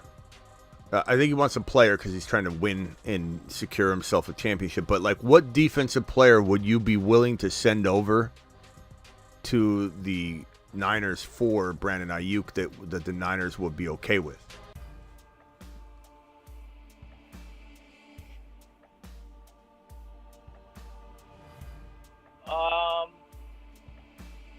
I don't know. I don't know if I don't think they want a defensive player. I don't know. Yeah, I can't see. I can't see them doing it for just draft capital at this point. I feel like with Pearsall getting banged up, they do want a receiver, but I think they'd be okay without it if they got the right defensive piece. I think like Judon is an example in like the Cleveland situation. Like how could, or the New England situation, how could this potentially develop into something where it's not even what we expected? Like that would be. I even talked to Raj and the boys, and when they heard that, you know, there was a brief rumor that Judon left practice, and they pulled Kendrick Bourne from practice, probably to keep him healthy or take a physical or something. And then Judon left, and then Judon came back, and I was like, never mind. But like, if he was involved, that would be something. It'd be like, holy shit, yeah, the Niners would be all about that.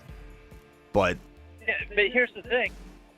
The thing is, the Patriots ain't gonna do that trade without Brandon Aiyuk agreeing that he'll sign an extension. Correct. He'll sign the contract with an extension, and all Aiyuk has to say is, if you want to trade me, then I'll go play for a year, but then I'm a free agent, and I'm not signing no long-term extension. And that's going to scare away any team that's serious about Aiyuk. Well, that's why we're thinking that the Patriots backed out, is because Aiyuk was not wanting either to play there or he wanted some crazy amount of money. Like he either said, you know, I don't want to play here to his agent, but I'll do it for 32. Like make it 34 or something, and I'll play there. And they're like, the Patriots are probably like, what in the hell? Like, no, this guy doesn't know what he's doing. We're out. Pack up, we're leaving. And all I'm saying is it's risky territory because he has probably only been granted permission to speak to 4 or 5 teams. He doesn't have the luxury. But I bet you the Commanders and the Steelers are still in the conversation. It's just, I don't know. I know. Adam Peters may have moved on. I'm not saying he may not be playing a game to try and get the best deal or something, but the vibe certainly is that the Commanders moved on months ago or a month ago when this whole thing started brewing up. And then the fact that we heard it again makes me feel like this might be a conversation where JD5 is going into Adam Peters' office, the GM of the Washington Commanders, and saying, please make this happen. This is my best friend. This is Step Brothers Part 2. Okay, this would be amazing. More room for activities, the bunk beds, everything. Please make this happen. And Peter's going, look, it's not the right move for this team. It's not where we want to go. We think we have a great wide receiver room. We don't want to commit that amount of money to a player that, look, I helped scout Aiyuk. I'm Adam Peters. I'm the one that helped bring him into San Francisco. I don't think he's better than Dotson or McLaurin for our system, and I think we're going places, and I'd rather spend that money on this, and this in the offseason for you to protect you. Our offensive line is not necessarily where it needs to be. So JD5, trust me on this. I know what I'm doing.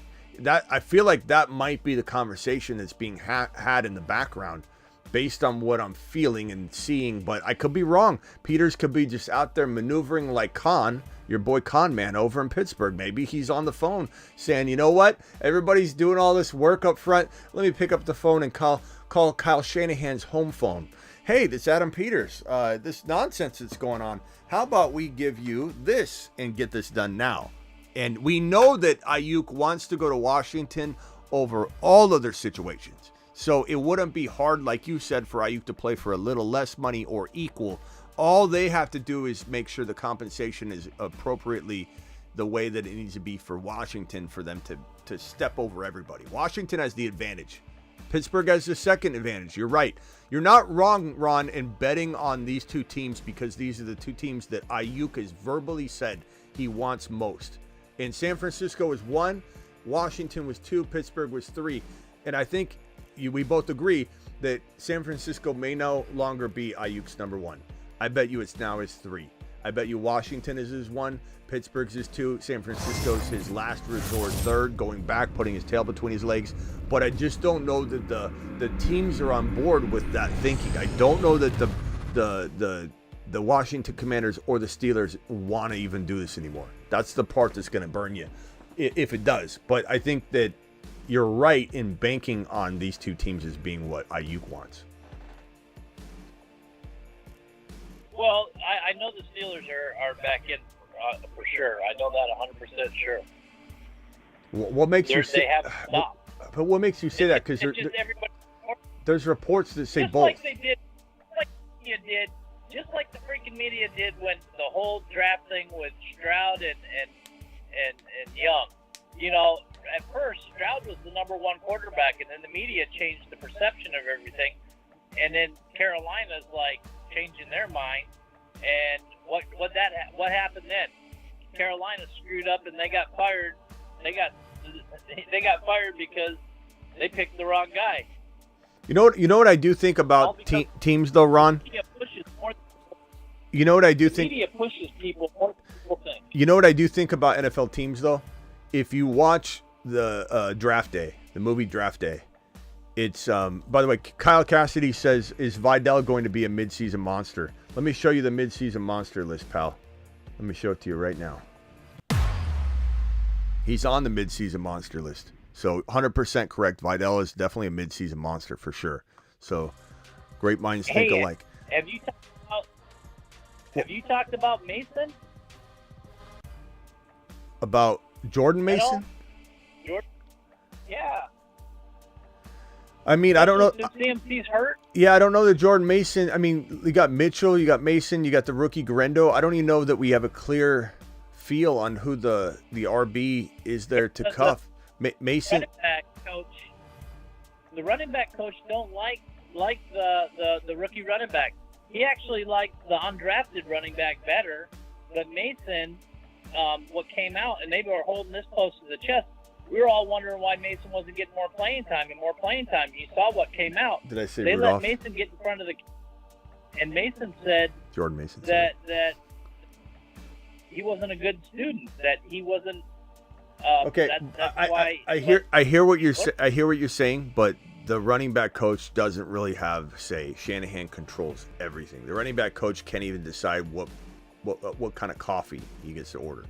But I would say this. I would say that Jordan Mason's always had a nice amount of upside, but he's failed to produce. He's failed to stay healthy. He's failed to produce. Mitchell's definitely got, I think, the edge in terms of knowing this offense, knowing what Shanahan wants, delivering when he's been out there. He hasn't been able to stay healthy. Isaac Grendo, he's gotten rave reviews, and then he hasn't. It's been mixed. Grendo's a talent, super aggressive talent. But I'll say this, though. Jordan Mason and Eli Mitchell both are on their final years, so there's some sort of desire for the Niners to mold and sculpt the future potentially that could be Grendo, may not be Grendo, versus going toward these players that, you know, then again, you could say they want to ride the wheels off of both Mitchell and Mason. So, I mean, it's tough to say, but I think that we don't know who the cuff is. I would not bet on it being Mason at the end of the day. I would bet on it being probably Mitchell, but we'll have to see. You could be right on it. It's certainly up for grabs. Because it came out why Shanahan would always say he's our third running back and not ever expand on that is they didn't throw him under the bus. They didn't want to throw him under the bus like they have other players, but they didn't want to throw him under the bus. He came out and they let him explain why he was their third running back because he wasn't a good student, but he's been working hard and he's been learning the blocking schemes and all that. That's what was holding him back. Is he could run the ball good, but he didn't understand the blocking schemes and all that other stuff, which is important to keeping your quarterback healthy, and he's been learning them. So I think he takes a big jump this year. He might. The last report that was really released, especially if I look at some of these, try and find some reliable sources. I forget when this was like, I think this was a couple of months ago. I'm not positive, but the last report on it was that Eli Mitchell remains the clear number 2 back for the 49ers. This report came out, again, I'm not exactly sure on the exact date, but this came out when we were hoping we were going to hear some positive news on Grendo. But look, the bottom line is Mason and Mitchell are always injured. That's why Grendo also has a lot of appeal. But I don't know about that one. But I understand that there's upside, and it certainly could happen. But what I was going to say a second ago, I will just mention this: that where I read the article about it, it was Grant Cohen that came out with this article. You know him; he's from Sports Illustrated, and he's close to the 49ers. So he was talking about Mason and that whole situation. That's why I mentioned it. Yeah. Well, I agree with you that we don't know who You know, it could be Mason. It could be Mason. It could be Grendo. It could be Mitchell. It could be all three. It could be a rotation. By the time, let's say CMC plays week 1 and gets hurt week 7, it's going to be different than who it would be right now.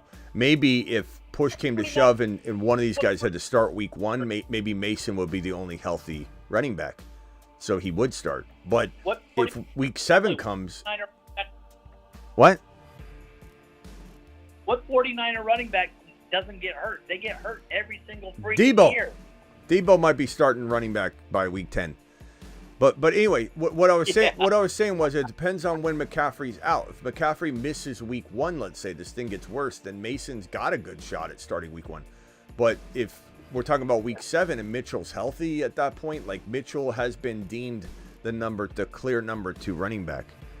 But I don't know. We'll see. I like Jordan Mason a lot. I just think Garendo is better. I just think Garendo's also got to stay healthy. He's also got to rise up the depth chart. He's not there yet. He's certainly, not ready. So we'll have to see. It depends on when the running back's needed and then who's healthy. It really is. Like you said, everyone gets hurt in this backfield. But I'm not sure who the cuff is. I mean, we have a cuff board for a reason. We have a cuff board for a reason, and we took CMC off of it because we have no real indication as to who the for sure clear starter or backup running back is right now, which once we know, then it will be a vital cuff situation. It'll be a top 5 cuffing situation. It's scary with CMC because you saw my comments in Instagram to you, right? No. You've been holding off. You've been being positive about CMC, but especially with his age and everything. And you haven't been really bashing the injury thing too much, but now that he has that calf injury and his age, well, I mean, that's Ron. That's what this show. That's what this show's about, though. It's the CMC missing 2. Yeah. Okay. Okay. Anyway. Yeah, I know. All right. Phone lines are open. Briefly, we're gonna call it a night. I'll be back. I'm sure. I feel like this is gonna be a breaking news late night show tonight. I have a feeling. I'll be back regardless, but I have a feeling it will be. I don't know if I'll be back in an hour because in an hour it'll be midnight Eastern. But at some point tonight, I can see myself being back again. Ron is saying that he will super chat $1,000 if Aiyuk is not a Steeler or a Commander.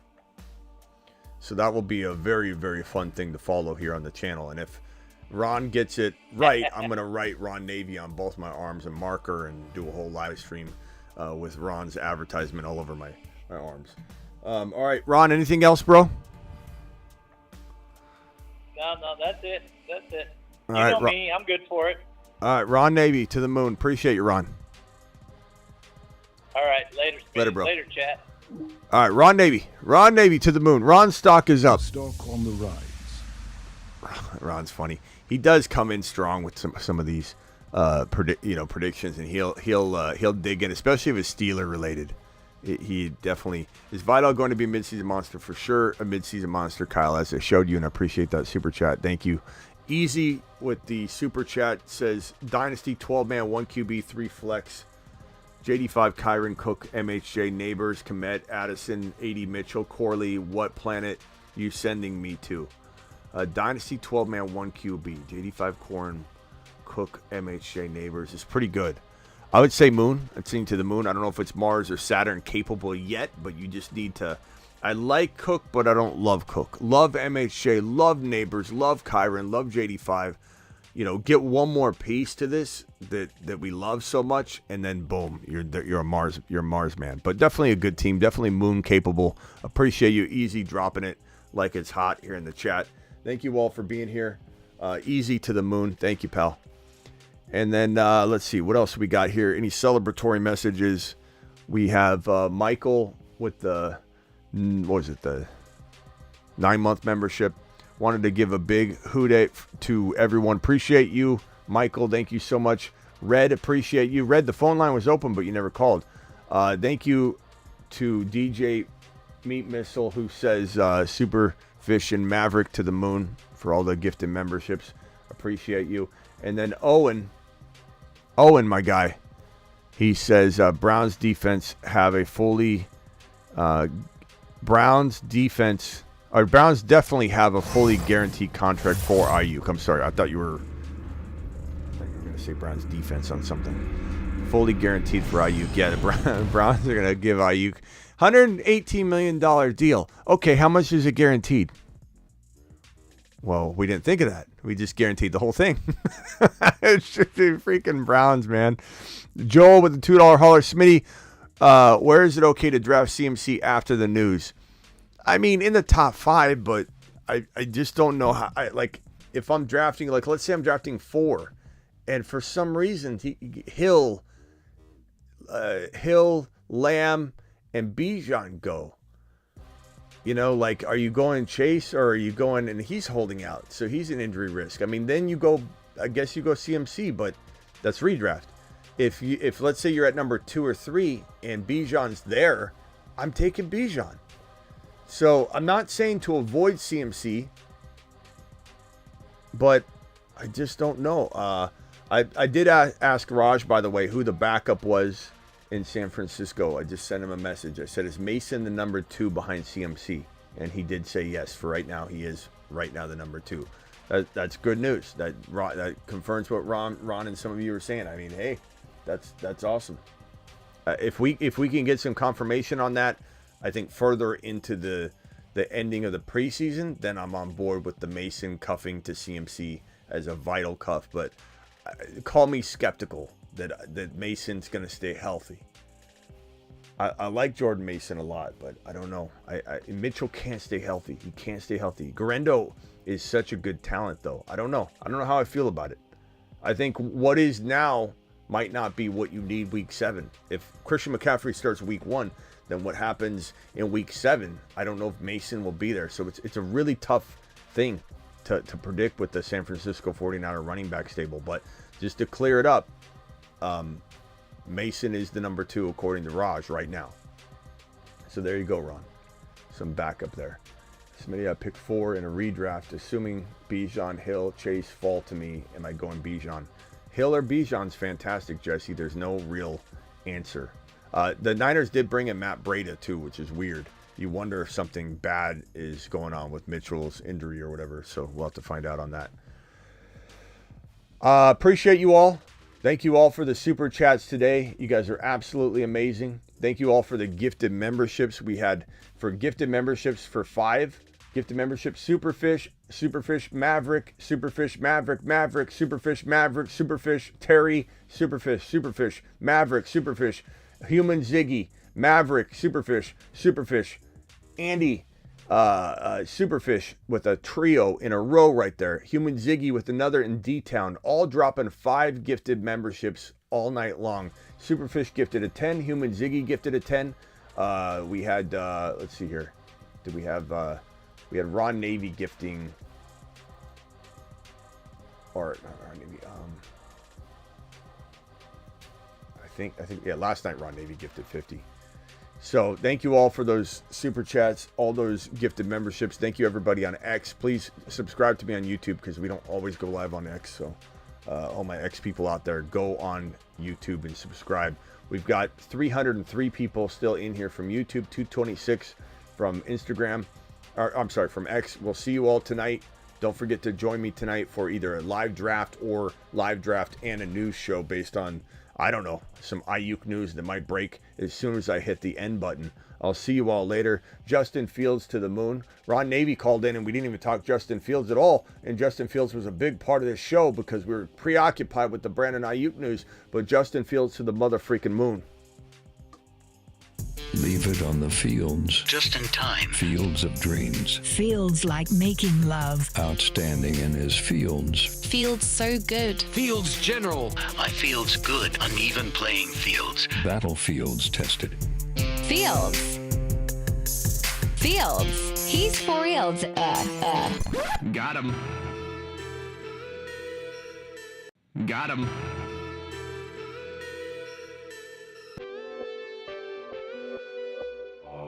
There are 2 5s? KD 5? AR 5? There can't be. Oh no. They're gonna cross streams.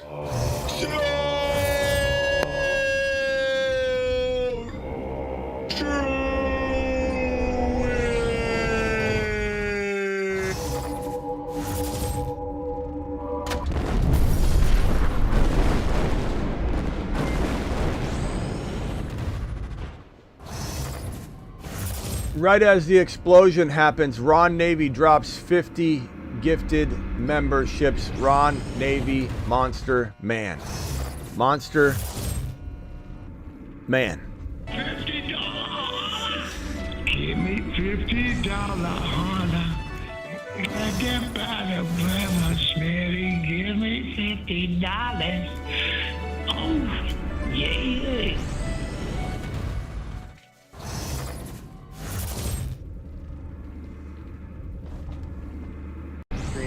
You sound like Patrick Mahomes, bro. Is this Pat? Dude, I've heard this before. Hold on. Say this is Patrick Mahomes. You're watching the Fantasy Football Show. This is Patrick Mahomes. You're watching the Fantasy Football Show. Yes! Bro. That one's glorious. I love that one. We also have the where's my drop for Keon Coleman when I need it. I think I need to reload it because it's not playing here. Keon Coleman, you are an absolute monster. Here you go, pal. Enjoy. Everybody that's been waiting for this one. Keon Country to the moon.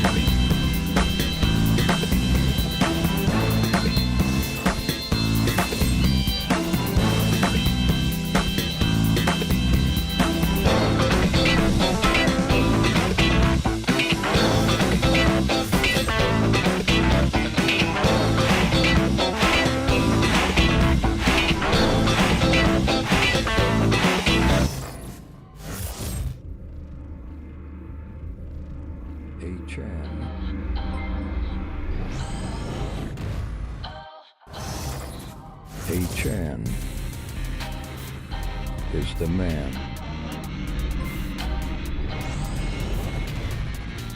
His haters call him small, but he is 9 feet tall.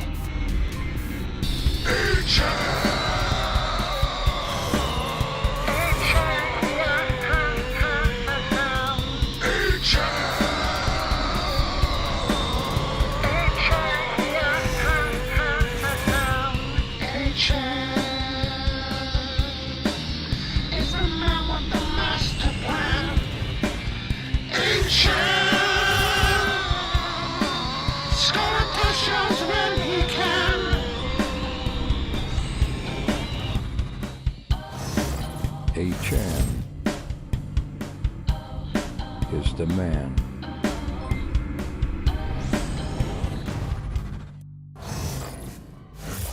Liftoff of mission 3, 2, 1, 0.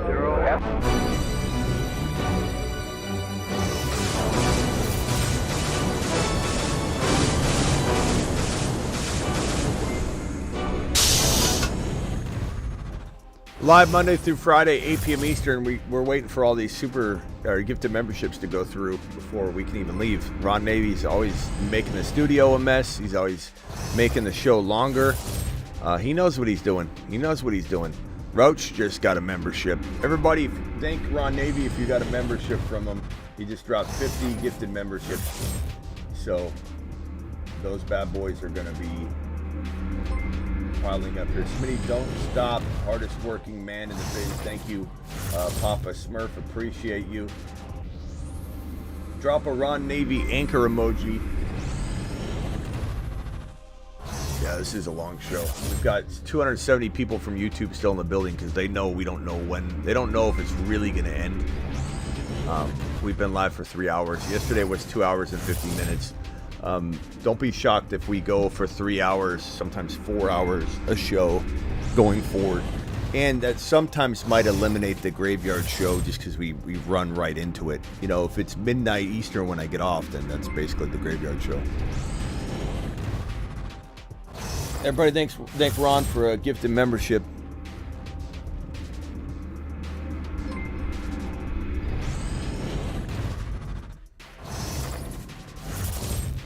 Let me refresh X right now.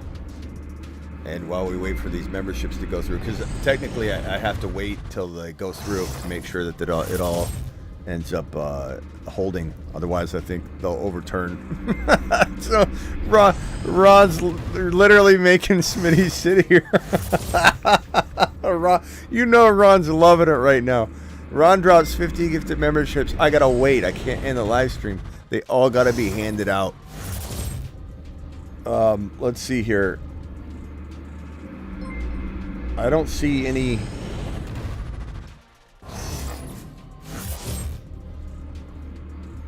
I don't see any new news on Aiyuk yet. This is crazy, man. Patriots are willing to offer him the most money, north of $30 million. Tyreek and Alvin Kamara returning kickoffs late in games thanks to the new kickoff rule. Could see that. Wow. We could see Alvin Kamara and Tyreek Hill potentially looking to return kicks. That just changes the game, like especially in this Got Fishbowl, where you get tons of points for return yardage and stuff like that.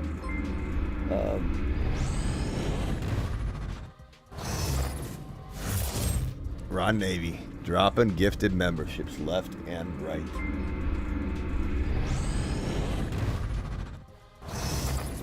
Superfish, appreciate you all night long dropping amazingness. Bro, that would be so sick to watch, Mr. TD says, talking about Tyreek Hill. I think returning kicks, it will be wild. The problem is you don't want him to get hurt. It's exciting, but then at the same time, you're like, damn, you know. Salty Tater Tot says, so I'm confused. The anchors for on Navy? Well, you don't have a green name. You don't see the anchor emoji. Ron's giving 50 of them out. My guess is, Tater Tot, you don't have it turned on. You got to turn on accepting gifted memberships. You better hurry because Ron's giving all these gifted out and you're not going to get one. $10 hauler from Mr. TD gets a moon.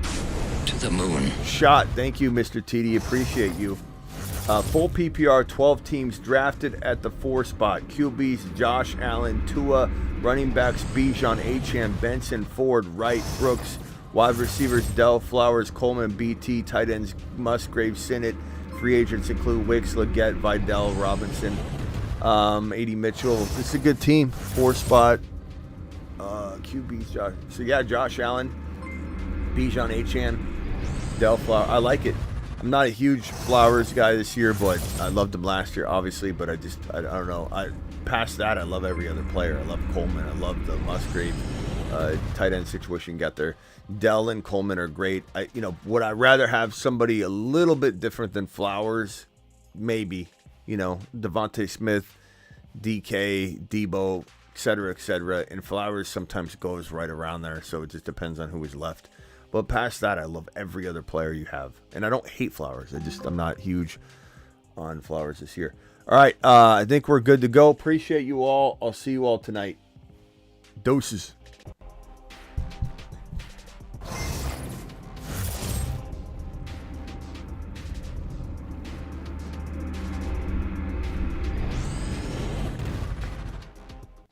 And then we got one final super chat here. Mr. TD, appreciate you with your $10 hauler. And then this last one here. Jonathan with the $5 hauler says Dynasty Superflex, Stroud, Dak, Bryce, Young, Brees, Kyron, Corum. Love it. Love the running backs. I even love Dak, and Stroud. That's fantastic. Dak's fine. I think it's a great second quarterback. Stroud's amazing. Braylon Allen. JJ Puka, Aiyuk. I mean, this feels like a 5-man league. So, unbelievable. Trey McBride, I look to trade away Aiyuk. Who can I target? Upgrade Dak a little bit. Aiyuk and Dak for like a Mahomes, bro. Might be able to, and it's worth it to you because you got so much depth, bro. I love your team. Your depth is crazy. I don't want to upgrade Kyron. I don't want to upgrade Brees. I don't want to upgrade Stroud. I don't want to upgrade Puka or JJ, to be honest with you. Braylon Allen. Yeah, I'm trying to quarterback. Upgrade quarterback using Aiyuk, using Dak. That's the only thing I would do. Past that, it's a stand and hold, bro. Great team. All right, I'm out of here. Appreciate all of you. See you maybe in a little bit. I'm pretty sure I'll be back in a little bit.